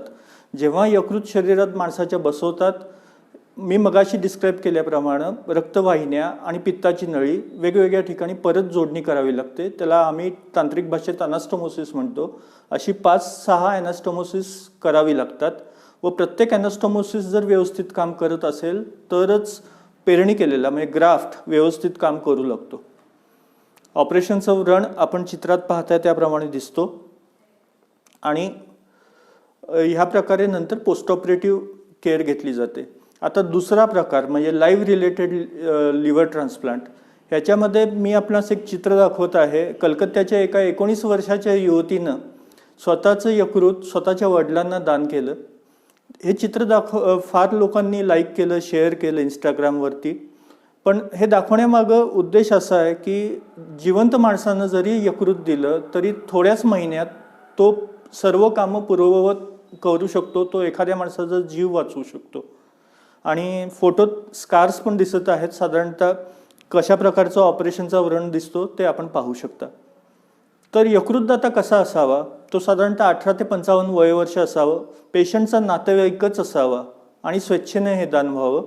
मोठे जुनाट आजार नसावेत. यकृत एकदम निरोगी असावे व इतर तांत्रिक गोष्टी ज्या मी नमूद केल्या आहेत स्लाईडमध्ये त्या मॅच व्हाव्यात. आता यकृत काढताना, जिवंत माणसातून यकृत काढताना साधारणतः 2 भाग असतात, उजवा भाग, डावा भाग. उजवा भाग हा 60 ते 70% असतो, डावा भाग हा 30 ते 40% असतो. तर उजवा भाग पेशंटला जातो व डावा भाग जो यकृत देणार आहे त्याच्याकडे राहतो आणि तो भाग पुन्हा पूर्ववत वाढवून 6 आठवड्यात नॉर्मल होतो व जो पेशंटला दिलेला दान केलेला भाग आहे तो ह्या प्रकारे पेशंटच्या जागी जोडला जातो. ऑपरेशन नंतर काय काळजी घ्यावी? तर ऑपरेशन नंतरचा पहिला आठवडा खूप जोखमीचा आणि महत्त्वाचा असतो. त्यात अनेक तांत्रिक गुंतागुंती होऊ शकतो. मी तांत्रिक गुंतागुंती डिटेलमध्ये जाणार नाहीत, पण जे डॉक्टर असतील त्यांच्या सोयीसाठी म्हणून मी इथे मांडून ठेवलेत. त्यात वेगवेगळे प्रकारची औषधे म्हणजे इम्युनोसप्रेसंट्स, अँटीबायोटिक्स, अँटीफंगल्स दिली जातात व जे हिपॅटॉलॉजिस्ट व ॲनेस्थेसिओलॉजिस्ट असतात त्यांच्या डोक्यात 24 तास ही सगळी कॉम्प्लिकेशन्स होऊ नयेत म्हणून पेशंटची अतिशय निगुतीने काळजी घेतली जाते. व हा आठवडा साधारणतः व्यवस्थित पार पडला तर नंतर होणाऱ्या कॉम्प्लिकेशन्सचं प्रमाण कमी आहे. साधारणतः आठवड्यात 10 दिवसानंतर पेशंटचा डिस्चार्ज होतो. पण डिस्चार्ज झाला म्हणून संपले असं नाही. डॉक्टरांनी त्यांनी सांगितल्याप्रमाणे वेळोवेळी फॉलोअप ठेवणं गरजेचं आहे. आता पुढचा प्रश्न, यकृत प्रत्यारोपणाला खर्च किती येतो? साधारणतः वेगवेगळ्या सेंटर्समध्ये वेगवेगळा खर्च आहे. 15 ते 40 लाख रुपये सध्या यकृत प्रत्यारोपणास खर्च येतो. आता सगळ्यात महत्त्वाचा प्रश्न, यकृत प्रत्यारोपण केल्यानं पेशंटचं आयुष्य वाचणार आहे का? किती वाढणार आहे? हा स्वाभाविक प्रश्न आहे. तर यकृत प्रत्यारोपण केल्यानंतर 85% माणसं 1 वर्षाच्या शेवटी जिवंत असतात आणि 5 वर्ष आपण फॉलोअप घेतला तर 75% माणसं ही जिवंत असतात. म्हणजे जर यकृत प्रत्यारोपण नाही केलं तर पेशंट वाचू शकत नाही. त्याऐवजी प्रत्यारोपण केल्यानंतर जरी रिस्क असली तरी 85% माणसं ही वर्षभर जगतात. खरं तर मराठीत म्हण आहे, एका हातानं दिलेलं दान दुसऱ्या हाताला कळू नये. हे जे दाते असतात, एस्पेशली जे ब्रेंडेड व्यक्ती आहेत, ते आपले काय काय अवयव देतात. तर अगदी डोळे, त्वचा ह्यासारखे टिश्यूज असोत किंवा ऑर्गन्स म्हणजे यकृत, किडनी झालंच, त्याशिवाय हार्ट, फुफ्फुसे, आजकाल तर छोटं आतडंसुद्धा, हे एक माणूस हे 5-6 रोग्यांना जीवनदान देत असतो. खरंच मला कौतुक करावं असं वाटतं, प्रणाम त्यांना. पण जिवंतपणे आपण दान करू शकतो का? हो, सगळ्यात कॉमन आपण दान करू शकतो म्हणजे रक्तदान. बऱ्याच जणांनी तुम्ही केलं असेल, जरूर करा. आणि अवयवदान हे फक्त आपल्या नातेवाईकांसाठी आणि गरज पडली तर, म्हणजे जेव्हा मृत व्यक्तीतून अवयव मिळत नाही आहे आणि खूप अवयवदान करणं गरजेचं आहे, अशा वेळेलाच जिवंत व्यक्तीनं दान करावं. आणि निव्वळ परोपकारी भावानं हे दान व्हावं. अवयवदानाबद्दल इतकंच. आणखीन जाणून घ्यायचं असेल अवयवदानाबद्दल तर आपण IMA सांगली यांच्या आरोग्य जागृती चॅनल आहे, त्यावरचा खालील व्हिडिओ देत आहे, तो जरूर पाहावा. तसेच national organ and tissue transplant organisation म्हणजे नोटो ही एक सरकारी वेबसाईट आहे, आपण त्याला जरूर व्हिजिट द्यावी. त्या वेबसाईटवरती वेगवेगळे प्रोटोकॉल्स इवन पेशंटच्या दृष्टीनं माहिती दिलेली आहे, खूप चांगली आहे, जरूर वाचा. आता शेवटी यकृत प्रत्यारोपण हे प्रभावी आहे, सुरक्षित आहे, नवनवीन ठिकाणी आता उपलब्ध होतं आहे. आजकाल आता ते खर्चिक जरी असलं तरी ते जीव वाचवतं आहे. मी आपणास काही विनंती करू इच्छितो, कारण माझं असं म्हणणं आहे की यकृत प्रत्यारोपणाची वेळ ही कोणावर येऊच नये. लिव्हर किंवा यकृत हे निरोगी राहावं, तर त्यासाठी आपण निरोगी जीवनशैली अवलंबा, आहार व्यवस्थित ठेवा, रोज नियमित व्यायाम करा, हेपॅटायटिस बीचे व्हॅक्सिनेशन करून घ्या, त्यानंतर दारूचे व्यसन टाळा, गोंधणे, रक्तस्रावाचा संपर्क येणे अशा ज्या क्रिया घडतात त्यावेळेला सावधानी बाळगा, कारण हेपॅटायटिस बी व हेपॅटायटिस सी यातून पसरतो. डॉक्टरांचा वेळेत सल्ला घ्या. मला काय झालंय, मला काय धाड भरली आहे हा ॲटिट्यूड नको. वेळच्या वेळीच डॉक्टरांशी संपर्क साधा. जे ब्रेंडेड अवयवदान आहे ह्या चळवळीस प्रोत्साहन द्या व ज्यांनी अवयवदान केले अशा दात्यांचा आदर बाळगा. आपणा सर्वांस उत्तम आरोग्य लाभो व आपली तब्येत कायम चांगली राहो ही अपेक्षा करून मी माझे हे 4 शब्द संपवतो. धन्यवाद. डॉक्टर सुधन्वा पाठकनी अतिशय छान रीते आपला अवयवदान लिव्हर ट्रान्सप्लांटेशनबद्दल सांगितलेलं आहे आणि हे पसरला पाहिजे सोसायटीमध्ये. बरेच लोक पुढे यायला पाहिजे. आपलं लिव्हर, किडनी उद्या काही झालं आणि रोड ट्रॅफिक ॲक्सिडेंटमध्ये काही झालं, ब्रेन डेड झाल्यानंतर त्यांचे नातेवाईक बाकी सगळ्यांना जे वाट बघतायत लिव्हरसाठी, किडनीसाठी, इंटेस्टाईनसाठी, त्वचेसाठी, यांना मिळावं आणि त्यांचे आयुष्य सुधारावं. ह्याच्याबद्दल जे माहिती दिली आहे डॉक्टर सुधन्वा पाठकनी, ह्याच्याबद्दल मी त्यांचं धन्यवाद मानतो. आणि ह्याबद्दल त्यांनी अतिशय सुंदर माहिती दिली. सांगली डिस्ट्रिक्ट गट क्लब व IMA सांगली यांच्या वतीने आपण हे लिव्हरवर म्हणजे यकृत विकारावर जे लेक्चर्स ऐकले, आपल्या जीवनात तुम्ही अवश्य आणणार आणि कसं लाईफ वर्थ इट राहू शकतो, लिव्हर आजार टाळू शकतो आपण, ह्याच्याबद्दल जे जीवनशैलीत आपल्याला बदल करायचा आहे ह्याचं तुम्ही अंमलात आणणार आणि एक निरोगी जीवन पुढचं तुम्ही जगू शकणार. ह्याच्याबद्दल धन्यवाद. आमचं या कार्यक्रमात तुम्ही सहभागी झाला आणि हेच चालू राहू दे. तुमचं आयुष्य चांगलं राहू दे, निरोगी राहू दे अशी आमची प्रार्थना आहे.